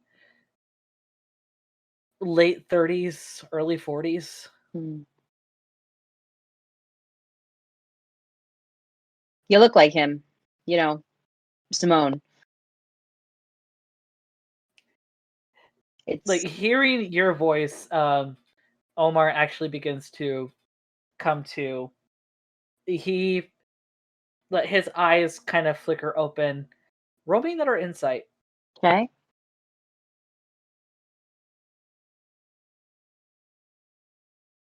22. His eye color matches Simone's to a T. As he looks up at you, kind of noticing his situation in kind of your care, he immediately freaks out, trying to scurry himself away, trying to find his sword, which you guys took away from him. What the fuck are you doing close to me? Oh, I should ask you the same question. What the fuck are you doing trying to kill us in the middle of the goddamn forest? What the fuck are you doing living when my uncle is dead? What the fuck are you doing chasing me when you know I didn't kill him? What do you mean you didn't kill him? I mean, I didn't kill him. I loved Simone. Why the hell do you think I would kill him? He makes a convincing argument, if you ask me. What? Well, you Raymel folk have a bit of a privilege of getting information quick. We Tamons that are in the archipelago don't get shit. Oh, so you're after me. Yeah. This bounty is on my head because a bunch of you fucks didn't get the news on time? Bunch of you fucks. Oh, so you're pulling that now. You're the one who pulled it in the first place. Why on earth does Siobhan need to die because you didn't get the information soon enough for your precious little brain? It's been 30 years. 30 years since my uncle fucking died. 30 years since I haven't gotten any glimpse of hope that maybe he could come back. And all I hear and see is this fucking pale ass woman with dark hair and red eyes tell me that something happened to my uncle. But And is- Advise you to watch your tone ever so slightly, unless you would like to join your uncle. And again, how is that our problem? It's not necessarily yours so much as it is hers. It She is- was the one who was on the battlefield. it is my problem. I turn to the rest of the party. Omar has seen Bastia. Bastia put this notion into his head that I killed Simone on the battlefield when it was completely the other way around. Bastia killed Simone in front of me. And now I've had to live for 30 years with the fact that my husband is dead. I mean, I can confirm it myself. I've walked in Siobhan's memories. You immediately see like a look of shock on Omar's face. Wait, what? Going into people's dreams? What the? Mary, on the Are you Emery's, crazy? Mary? I am a Kalishtar. Not that you need to know that information. Angus But just face palms. What the fuck is a Kalishtar? something you should be very, very afraid of. Because I can go into your memories. I can see your thoughts, and I know every single mistake you ever made in your life. Can I? Roll me just roll me intimidation. That was amazing. Can I use the help action to give advantage? Sure, go for it.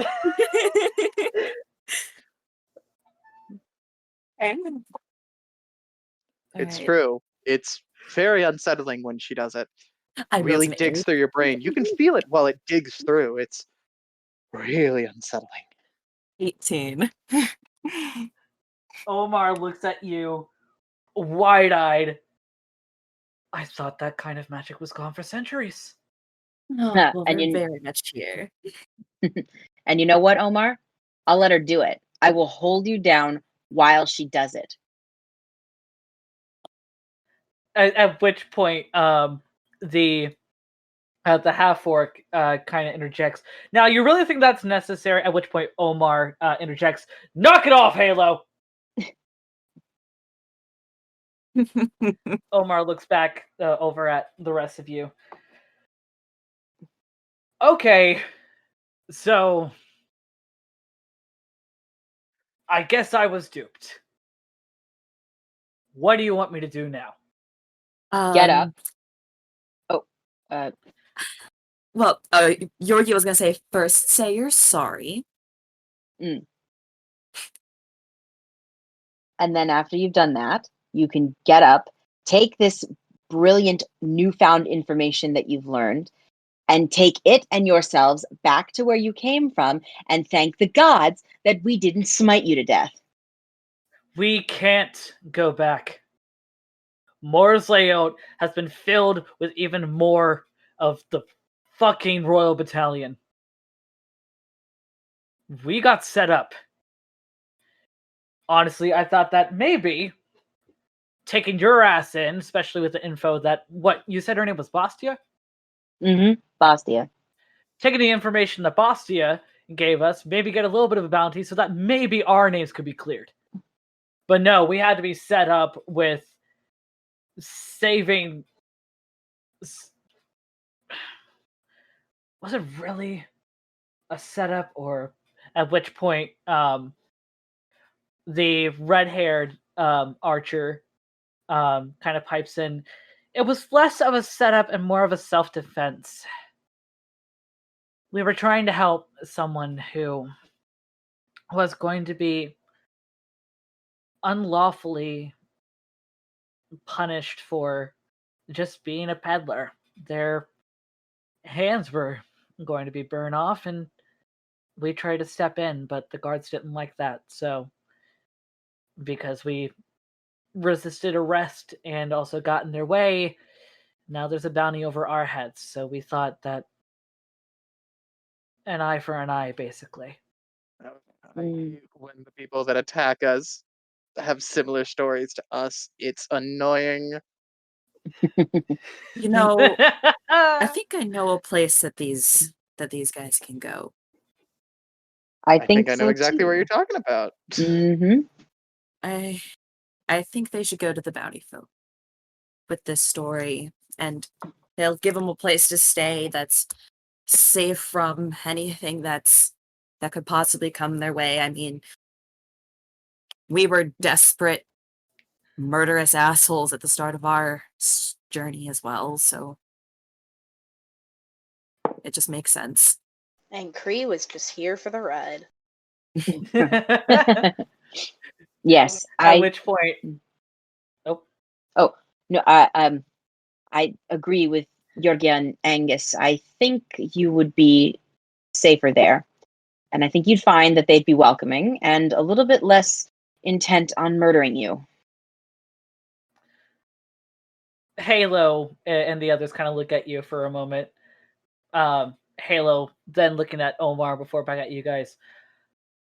You sure? There's only one way to find At out. which point Wirt kind of pipes up over near the dogs. I mean, they kind of just let me in out in the out of the blue, so I think you'll be fine. Mm-hmm. Omar kind of looks at everyone for a moment. Well, everyone isn't like you guys. Looks over to the rest of his somewhat motley crew as he sighs his head down in shame for a moment before he looks up at you, Siobhan. Not sure really I can say sorry because And the only thing that I've heard about you was that I didn't even know that Simone even wed somebody.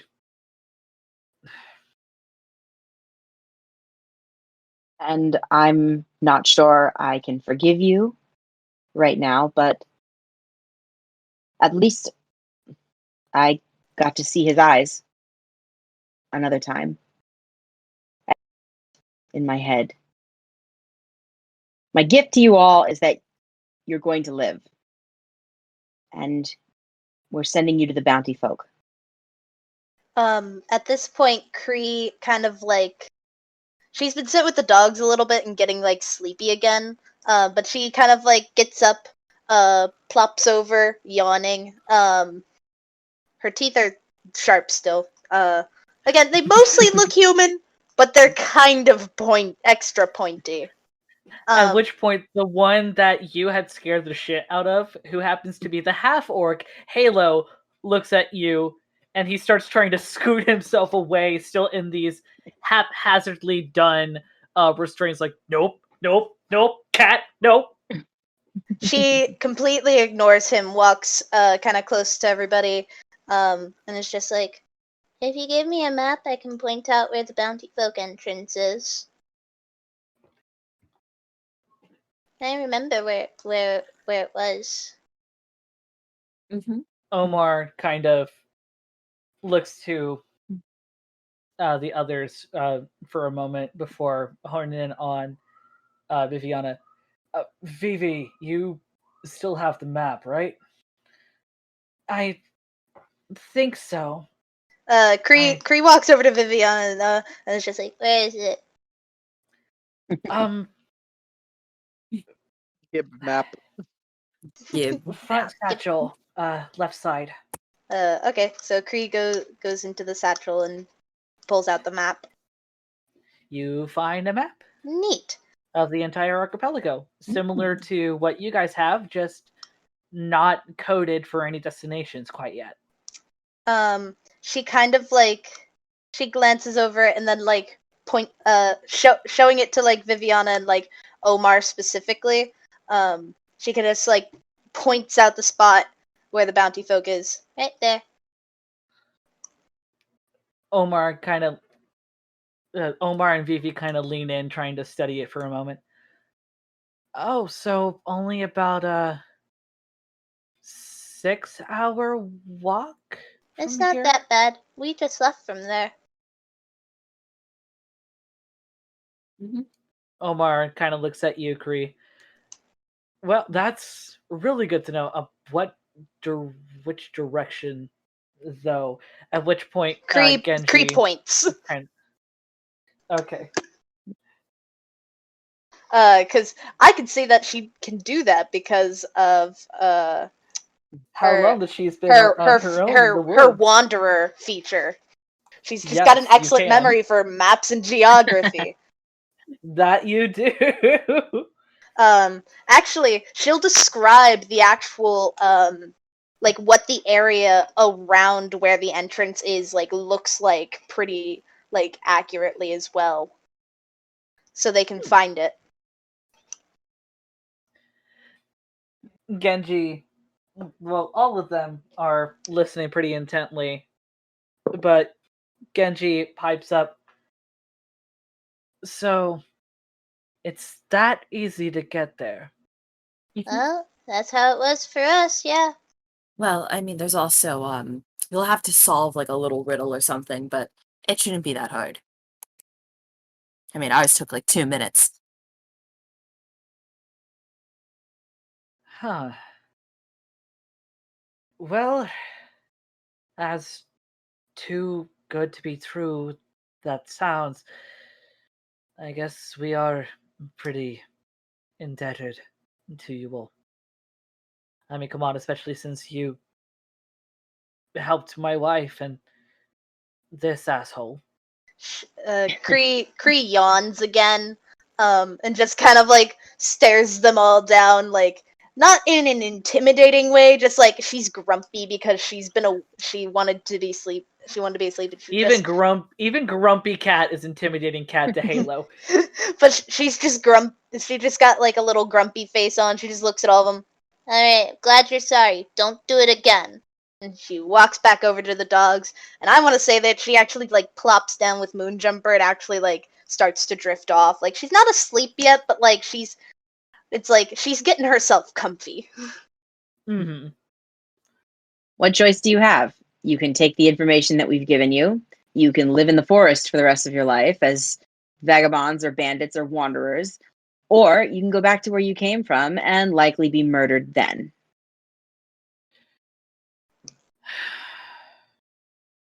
They have free food. Omar kind of pipes up. Thing is, if we leave, there's two choices with that for us. Either we can go now and be exhausted as all hell, or we would have to stay with you guys for some time. You're more than fine to keep our weapons even through the night if that makes you comfortable. But we do need a place to camp ourselves. Yeah, you can pitch a tent over there, and Yorgio gestures towards a more empty, another empty area nearby. So long as you don't kill me, I don't care. And then she goes over and she walks over to the tent and goes to bed.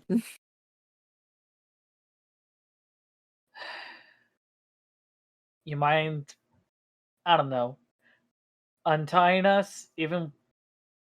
Oh, please. Honestly, even without my knots, you can feel that my knots are shit. I'm pretty sure you can untie yourself. At which point, Ankara, the red-haired archer, kind of shimmies around in her restraints as well, going, "Oh yeah, you guys are pretty shit."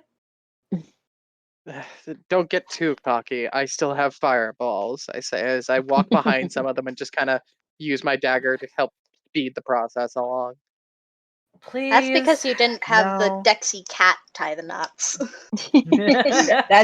That's true. At which point, Ankara kind of sighs, "Please, no," as she gets up, still having her hands up. Go to that spot over there. Pitch up our tents. Anyone or anything. Either of our areas.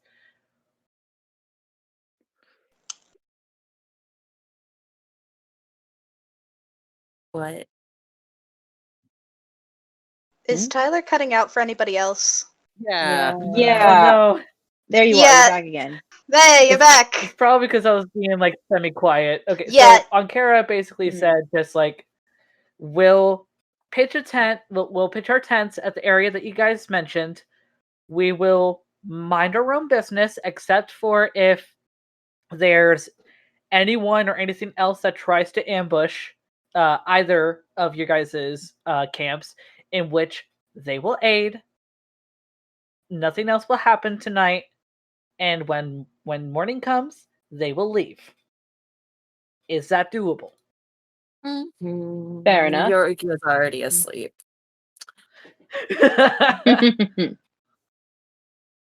I'd say Kree's that curled sounds up with the pretty- dogs pretty and has just left the decision making to everybody else. Siobhan looks at Angus and Wirt. Sounds fair. Would you say?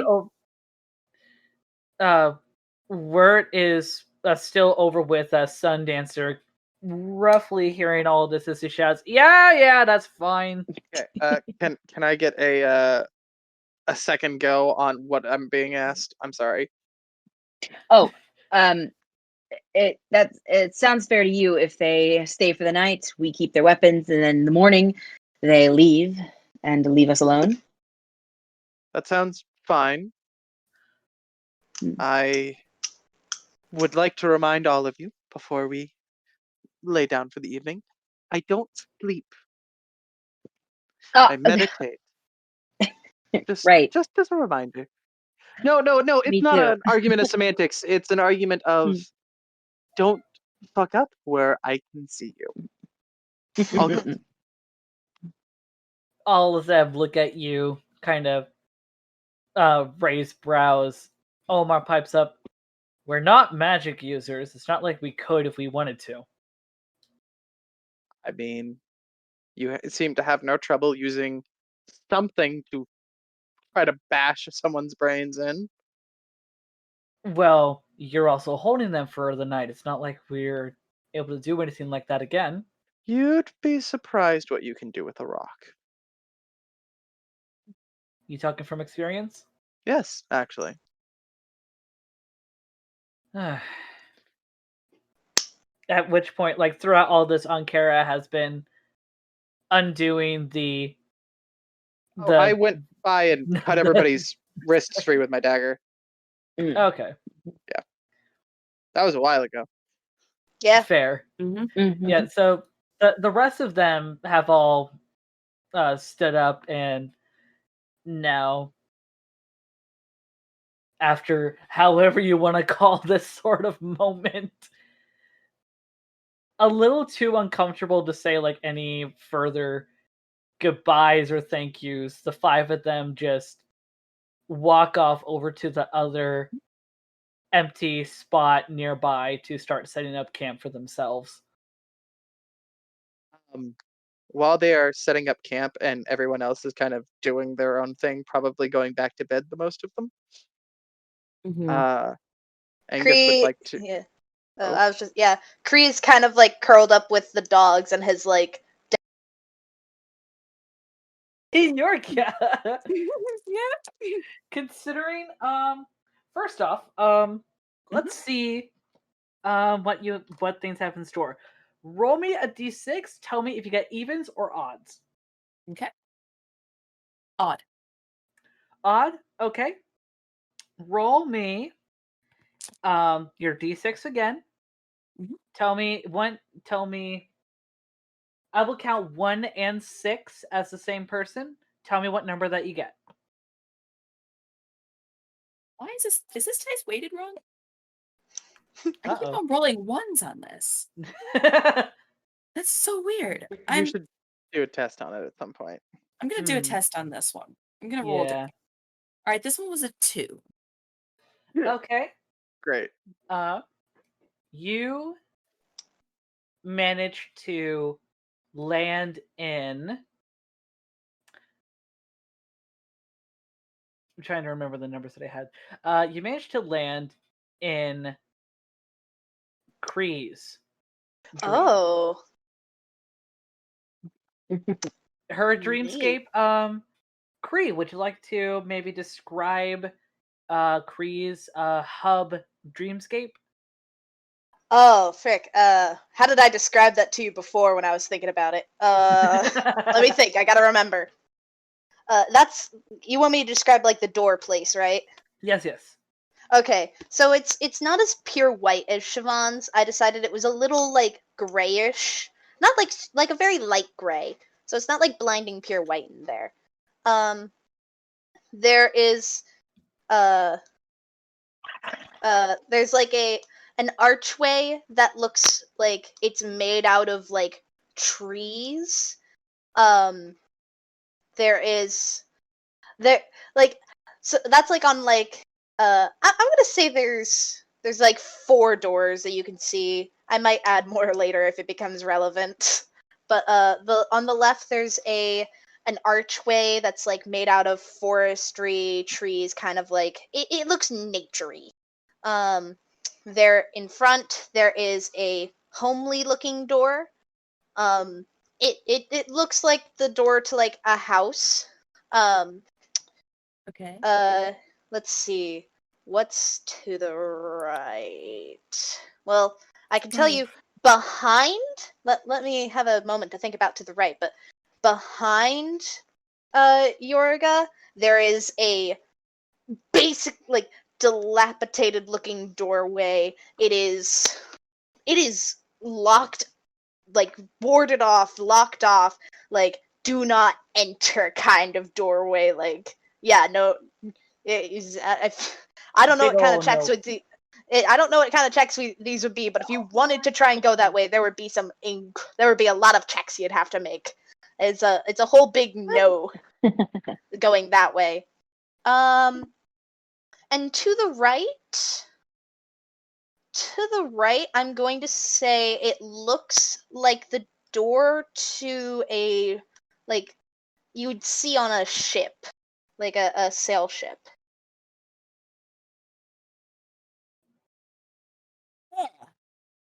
Yorgia is drawn to the sail ship, but also like the dilapidated one. It's kind of like this sign can't stop me because I can't read. um, are you wanting to? What are you wanting to do regarding this door? Honestly, considering the dilapidated door, I think she's gonna try at it like once or twice, and if it doesn't, if she can't get through, she's just gonna be like, "Fuck it," and go to one of the other doors. Let's see. What would be good for you to try and um I mean, I'd chill with doing like a contested kind of roll too. yeah, you know what? Both of you roll me because this is going to be based on your rolls, Kree. And considering Okay. it's your mind, I'll let you roll advantage, but I need the Okay. two of you to roll contested constitution checks. All right. Straight con. Well, that's really bad for that first one. All right. Not too bad for that second one. So for mine, with the advantage, I got a 16. The first roll was a 3. Well, it was a 5 total, but it was a 3 that I rolled. This one is a 16 total. Okay. I rolled a 13. Cannot budge the locks and boards that have been set on this door. They are very, very well contained, aggravatingly so. You don't feel like you may be well enough to get in there at the moment. Either that or it's the memory itself that just does not want to be bothered. Yorgia sees this and is kind of like, this could have some real world consequences if I open up this door. And turns around and goes to the ship door. Okay. There are Alright. no locks on it. You want to describe the ship door in a little more detail? I want to say it kind of just looks like an average like door you would find on like some sort of like, I don't know, maybe like a cargo ship or something. Like it's nothing fancy. Can I say that there are smells here? You can. They will be It's kind of faint yeah, considering the dreamscape, but yeah, there would still be scents. salty ocean smell and possibly like a like fish smell as well, but like mostly salty ocean. Okay. Yorgia pulls open the door. Do you just open it or are you entering? I'm entering. Fuck that. Okay. Yorgia does not have. Yorgia has like 50% respect for other people's dreamscapes. Well, I couldn't open up this door right away, so I guess I'll go somewhere else. Exactly. So you enter and you are immediately walking on this giant ship. It is out in the middle of the open sea. It's There doesn't seem to be a whole lot of sea left, at least in the horizon. You see land coming up, like about 200 miles north, as you immediately hear above shouts of land, calls for the captain, readying the sails. You see a set of stairs going down to what you assume to be a set of barracks. Looking behind you, you see that the door that you've walked through seems to be where the captain's quarters would have been if this were an actual ship. Okay. Yorgia is looking around trying to see if there's like a younger version of Kree around. Roll me investigation. I haven't. Here's the thing. This is like stuff I've talked about slightly, but I haven't filled in as many of the details yet. So this is gonna be fun for me. Okay, this is a 19. 19.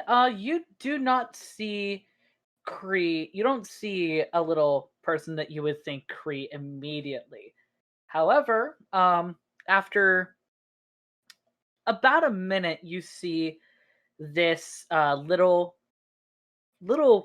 bright red-haired furball come up from the barracks in a very pretty dilapidated looking dress, a lot skinnier than you had anticipated, but there's still a radiant smile on her face as Oh, she is. I was going to say she looks jumpy, scared, and nervous as heck. She's Oh, drawn in on herself. okay, fair. Yeah, this is it's not that she's like this is a bad experience. It's just she was a slightly different person then. She was just coming out of a very bad experience and very still trying to make sense of the world. So she just looks like there's like a sense of wonderment in her eyes as she looks around at everything, but it's like she also like any noises she'll like turn to them and like she's very like nervous and jumpy looking. You know what? Question for Kree. I would assume, considering this was this is not Shortly after her 10th birthday. Yeah. So, you know what? Roll me a Constitution check. No mods. Just Okay. the straight D20. Hey, look at that! I rolled the other. I rolled the 3 again, so that's a 5 total. I said no mods. Oh, it's a Constitution check, so a +2 because it's a con. Right? Fair. Yeah. You know what? Either way, little bitty Kree. You see this little bitty Kree, absolute complexity of emotions in her frame, as when she comes up from the stairs, she looks out and, at least to the side, after seeing nothing but ocean, she just upchucks. Oh. Oof. Yorkia turns around, just wanting to give past The Kree a sight little of bit the dignity. sea plus all the movement of the ship, not good on itty bitty malnourished kitty. It's like it's such a. I feel like it's such a like. You know how cats are like, they sometimes throw up and it's like nonchalant for them. It's just like one moment she was fine and the next it's just, oh, whoops, I threw up. Okay. Yorkia turns around and then just like as soon as she finishes, she turns back around to see if she's okay. She's relatively okay. Okay. She just kind of looks scared and like she's not trying to hide that she just threw up. Because I expect that she's probably seen like maybe 1 or 2 other people do it, but she's just kind of like shrinking away, like I didn't mean to. Well, I mean, Yorkia is just kind of letting this memory play out as it would, just sort of watching. At which point, you hear a voice a little bit above, near the steering, actually, going, "Hey, you okay, kiddo?"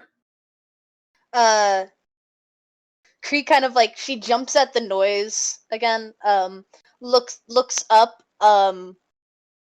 like tilts her head a little bit, like trying to like she tilts her head. She looks confused, but she's going by like the sound of it, like going by like the tone of the voice, she just kind of like she looks down and like looks back up and she just has this look of sorry on her face. No, you're okay. Happens on everyone's first time.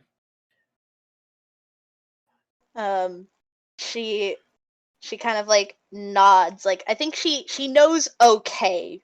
But she just kind of nods and just kind of like scoots like just sitting out of the way. She's not really sure what to do here. You see you see a person come up from the barracks. Rather sweet looking, androgynous looking person with kind of red hair, but still a little bit darker and like desaturated in tone than yours. Also, pretty a pretty dark skin with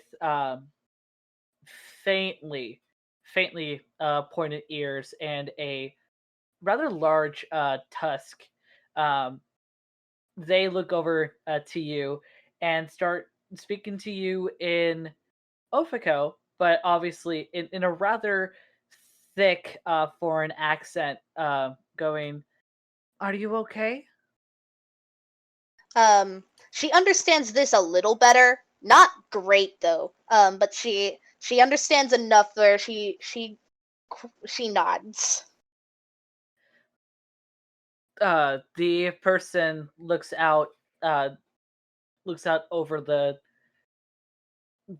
the extension of the ship and eventually kind of smiles, kneels down to your level. Look, we're almost there.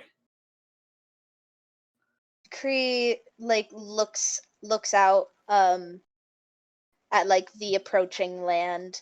It's like there's a very like strange mix of emotions on her face. It's like fear, apprehension, um but like there's also a little sense of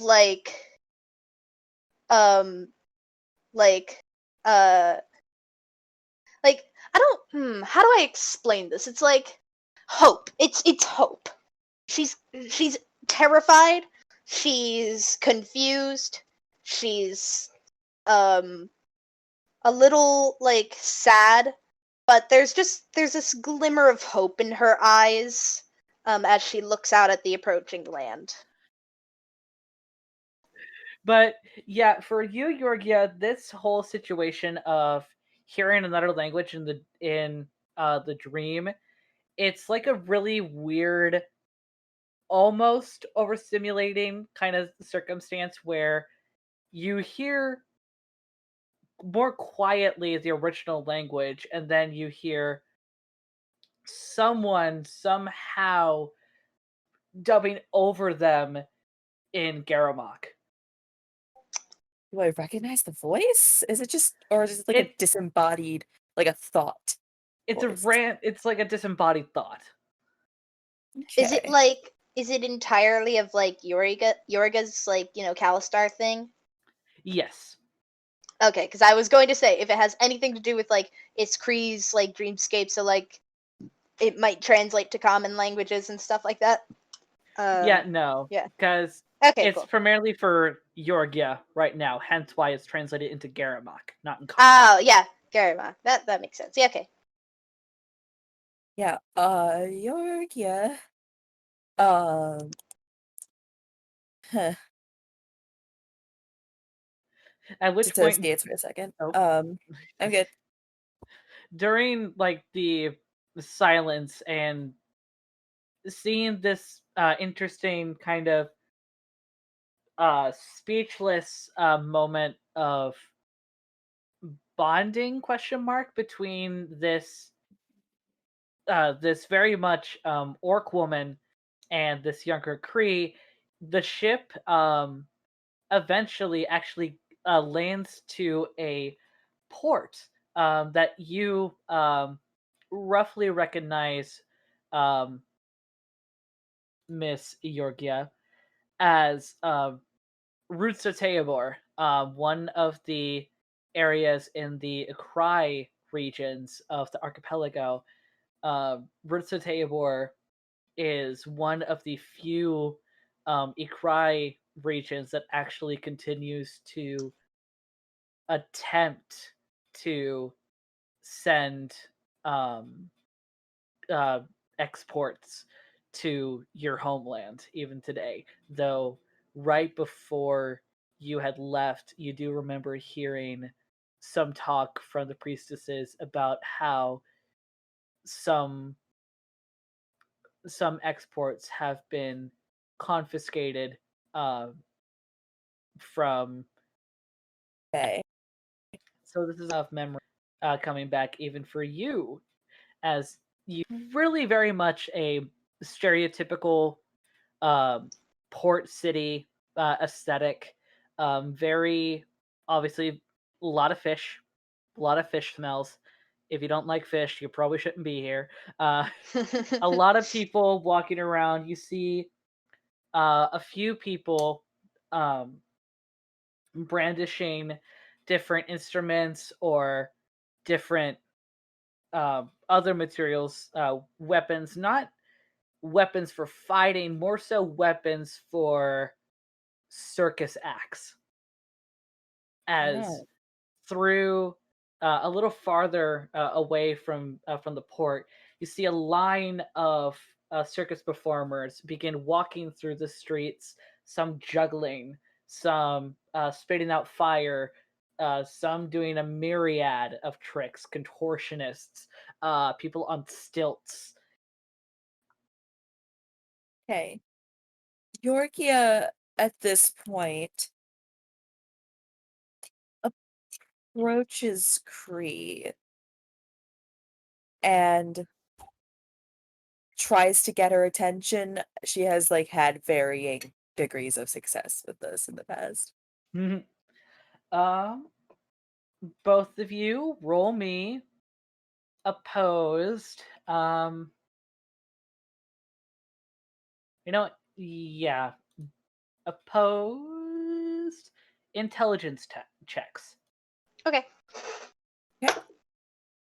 Okay. I thought it was going to be a 14, and it dropped onto the nat 20. Well, both you win. I got a 12. Cree, considering you got a nat 20, considering this is your memory, the choice is on you. Do you continue with this memory as it normally is, or do you interact with this entity that you suddenly feel right behind your shoulder? I can't decide which one I want to do more, so I'm gonna roll a d4. If I get an even number, it'll continue. If I get an odd number, Kree will notice Yorga. Okay. That is an odd number. Cree notices that? Yeah, Oh. that's what I said, right? Yeah, Yeah, that's even what you said, continues. Yeah. And odd means you notice your yeah. Yeah. So yeah, you notice this interesting presence behind you. Turning around, you see this tall lady. Well, tall but not still pretty tall for you, given Tall you're compared a to tiny Kree, because 10-year-old. she's even smaller than she usually is. Mm-hmm. And She is she has bright so blue hair. Well, immediately caught attention by the bright blue hair, because this is Kree in like 10-year-old mind right now. Kree's attention is immediately caught by the blue hair, and she just kind of like carefully reaches up her tiny hand and just like makes a tiny grabby hand, looking at Yorga's hair. Yorkia kneels down to Kree's level. Kree like carefully grabs like Yorga's hair and is just kind of like gently like playing with it and like looking at how blue and pretty it is.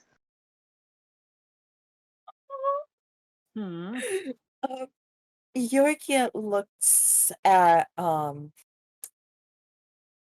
looks at Cree and tries speaking to her in common. I don't think she's ever had to deal with a language barrier like this before, so this is going to be I don't know what's going to happen. And Yorkia asks her in common, "So, what are you doing here, kid?" Roll me, real quick, a history check, Yorgia. I'm gonna say that Huh? Kree. Okay, well, I'll let the history check roll first and have that happen before I say what Kree does. Nat 20? You remember that in memories and in the dreamscape, there is very rarely a true language barrier between a Kalishtar and the people in memories who they interact with. So you're going to be able to have a conversation with Kree. It's just a matter that it's going to be dual layered, where the person will reply initially uh, in the language that they are most connected with in that memory, before the dreamscape itself translates it for you into the language that you need. Okay. So, for my sake, because Kree barely knows any language, how Yes. well can she understand Yorga? Given the situation right now, I would say you understood her about the same level that you understood the. Actually, no, I would say you understood her better than you understood the orc woman, but still not 100%. I would say like 75%. Okay, so Kree, when Yorga asks the question, Kree looks confused for a second, and then like this like strange like realization dawns on her face that it's like, wait, I understood that really well, like a lot more than normal. Um, and she's giving Yorga this very strange look of like, you're intriguing me. I'm very confused, but you're intriguing me kind of look. But she kind of like remembers the question, um, and she quietly uh like she puts her hands um in front of her, like she clasps her hands in front of her and she looks down for a moment, um and then like looks back up at Yorga and points at herself. Bad.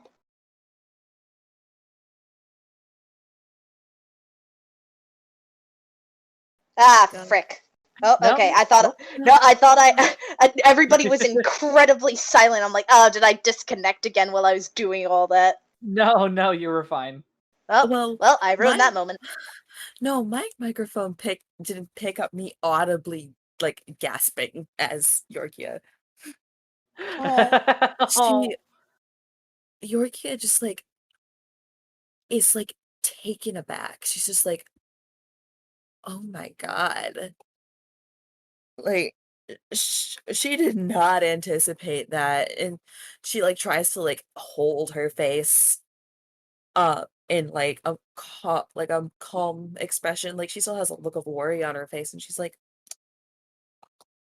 "Why why bad?" Um, there's this like she tenses at that question. Um, uh, and she's like searching for the words right now.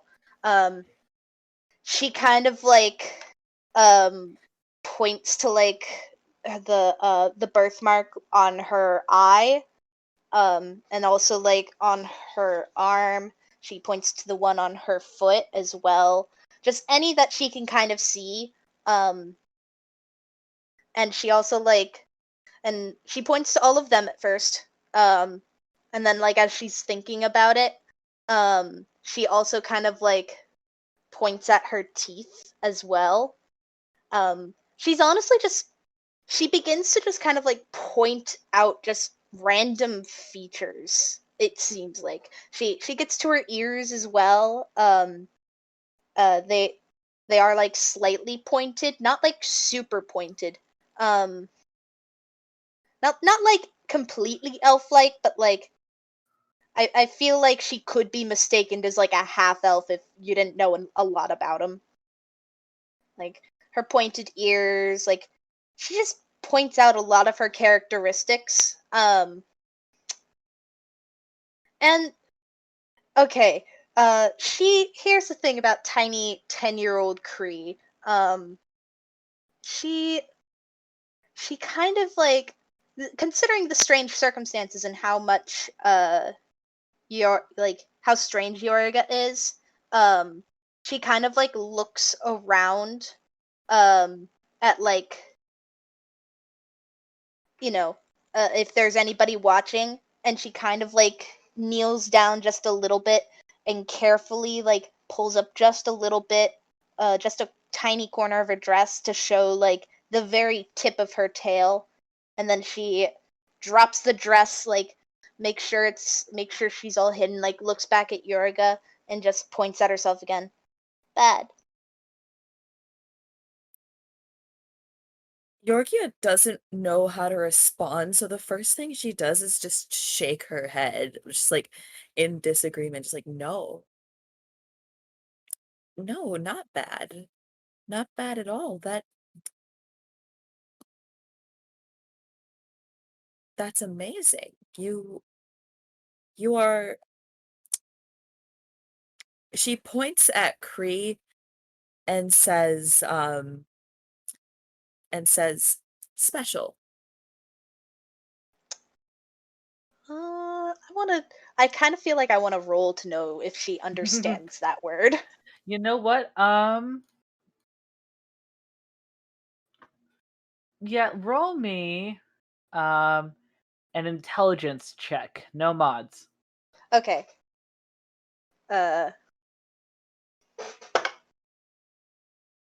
That's a 9, because you said no mod, so I can't add my Yeah. +2. Okay. So it sounds like a word. Cree looks confused. Yorkia thinks for a second. She doesn't want to use good. Because, like, it would just sound like she's trying to fight with her. Like, let's, Yorkia tries again and points and says, different. Mm, I'm I was gonna say I want to say like she's heard that word before, but it typically is used in a negative like tone with her. So hearing it in a like a more positive tone is confusing again. And then she kind of like points at herself like a little timidly, and in a questioning tone just goes, "But bad." Yorkia shakes her head and says, different is good.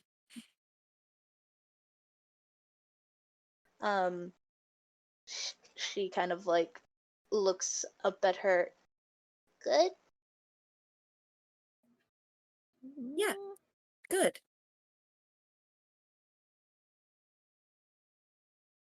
She points at herself. Good. Yorkia nods again vigorously. Good. She seems to be having like a very hard time accepting that. She's confused mostly, but like, yeah, it's just like she's not quite sure how to take this information. Yorkia, it's like, isn't sure what else she can really do here. She wants this little Cree to understand, but also has no idea how else to make her like accept this. and she's just kind of at a loss. Is there anything I can do? DM. Roll me um roll me another history check. Not gonna get another nat 20, but hopefully it's something. I have a +5. It's gotta do me something good, right? Hey. I, in fact, did not roll a nat 20. I rolled an 11. It's hard to remember. You're kind of in the moment right now. You don't remember hearing any sort of any news from your high priestess saying that trying to influence memories in a dreamscape could help someone in real life. This more feels like kind of a futile attempt to stroke your own ego at this point, Oh. as much as you mean it in good intention. Georgia just kind of sighs and is just like, this is just, and she kind of just reminds herself, this isn't going to change anyone or anything. It's just me hanging out trying to talk to people who don't really exist. This Once I walk out of here, these memories are just, she's kind of like talking to herself at this point, knowing that Kree does not understand a goddamn word she's saying. Uh, is Yorga still like leaning down? Yeah, she kind of stood up and is kind of like talking to herself, looking out in the distance, woefully, like main character energy. At some point while Yorga is talking to herself, tiny baby Kree kind of like carefully reaches up and like holds Yorga's hand as she kind of like stares off at the approaching land. Georgia looks at this like she's kind of like having a little bit of a crisis in herself. She's just like she suddenly has had this like weird stroke of empathy for some reason, and she just doesn't know how to deal with these emotions. And it sounds bad, but she just doesn't understand how to empathize with people. And Hmm. she looks down at this Kree and she knows that she isn't real, but she also just like it's like, but it would feel bad if mean. No, I don't want to be mean. And she looks at the little Kree, knowing that she can't understand, knowing that little Kree can't understand her. She just like is like, you know what? I might not be able to help you, but I can help awake you. Obviously, I wasn't here now then, but I can help you now. And Georgia, at this point, she like gives Kree a little pat on the head and a sympathetic smile and turn um turns back to the um the door that she came through. You're going to walk a little bitty Kree through? If she isn't going to take Kree with her because she doesn't really see any point in it, but if Kree follows her, she isn't going to be like, no, stay. She's gonna Um, let her go with her. Kree kind of like as Yorga walks away, Kree lets like Yorga's hand like lets her hand go. She doesn't follow. She just kind of like she continues standing there like watching Yorga go like confused about this whole interaction. But I want to say before Yorga walks through the door, Tiny Kree like quickly runs up and uh like quickly like get kind of like hugs her leg a little bit, looks up at Yorga and like as high as and like kind of like as high as she can like pat because she's itty bitty. She kind of like pats like Yorga, like probably somewhere on her torso, and is just like, good. And then she turns back and walks back over to like the side of the ship to like watch the ship come into dock. Yorkia watches her go, and again, she knows consciously that she didn't really do anything, but she's kind of like just stands there in the doorway for a very long time, just kind of like looking at Kree, as if she's like not really looking at Kree, but more so zoning out on Kree as she like is thinking about something. At which point the memory kind of goes its own way.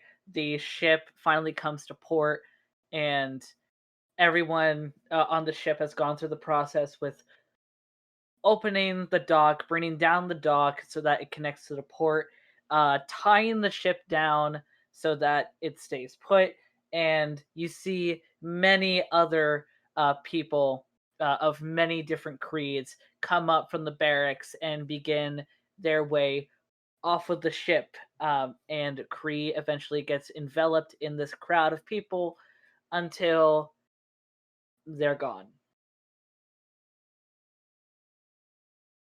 Yorkia just like stares at this for a long time, and at one point she kind of like mumbles to herself like, what happened to you, Kree? And after a long time, she probably stands there at least on even like a little while after Kree like disappears from sight, and then she turns around and exits the door and closes it behind her. And with that dramatic ending of the closing of the door, that is where we are going to end tonight's session since we are 11 minutes over. That's okay. I'm so happy we got to do that because I didn't get to do a lot with Kree because she was over with the dogs. Mm-hmm. But Wow. I'm so glad. Yee. Yeah. Yee. Oh my god. Well, we should say our goodbyes, We should indeed. So, and then we can talk with- about it a little more. yes, so this has been Tyler, M, Robin, Valkyrie, and Melissa. Why did I derp? Wow. I am getting a little tired. Wow. I keep Wow. forgetting. Just bat me, I swear. Bat me. Beginning and the end of session. Wow. Wow. Just bat me. Kill me now. As we all say, bye-bye. Bye. Enjoy your long rest. God, I'm tired. Enjoy it.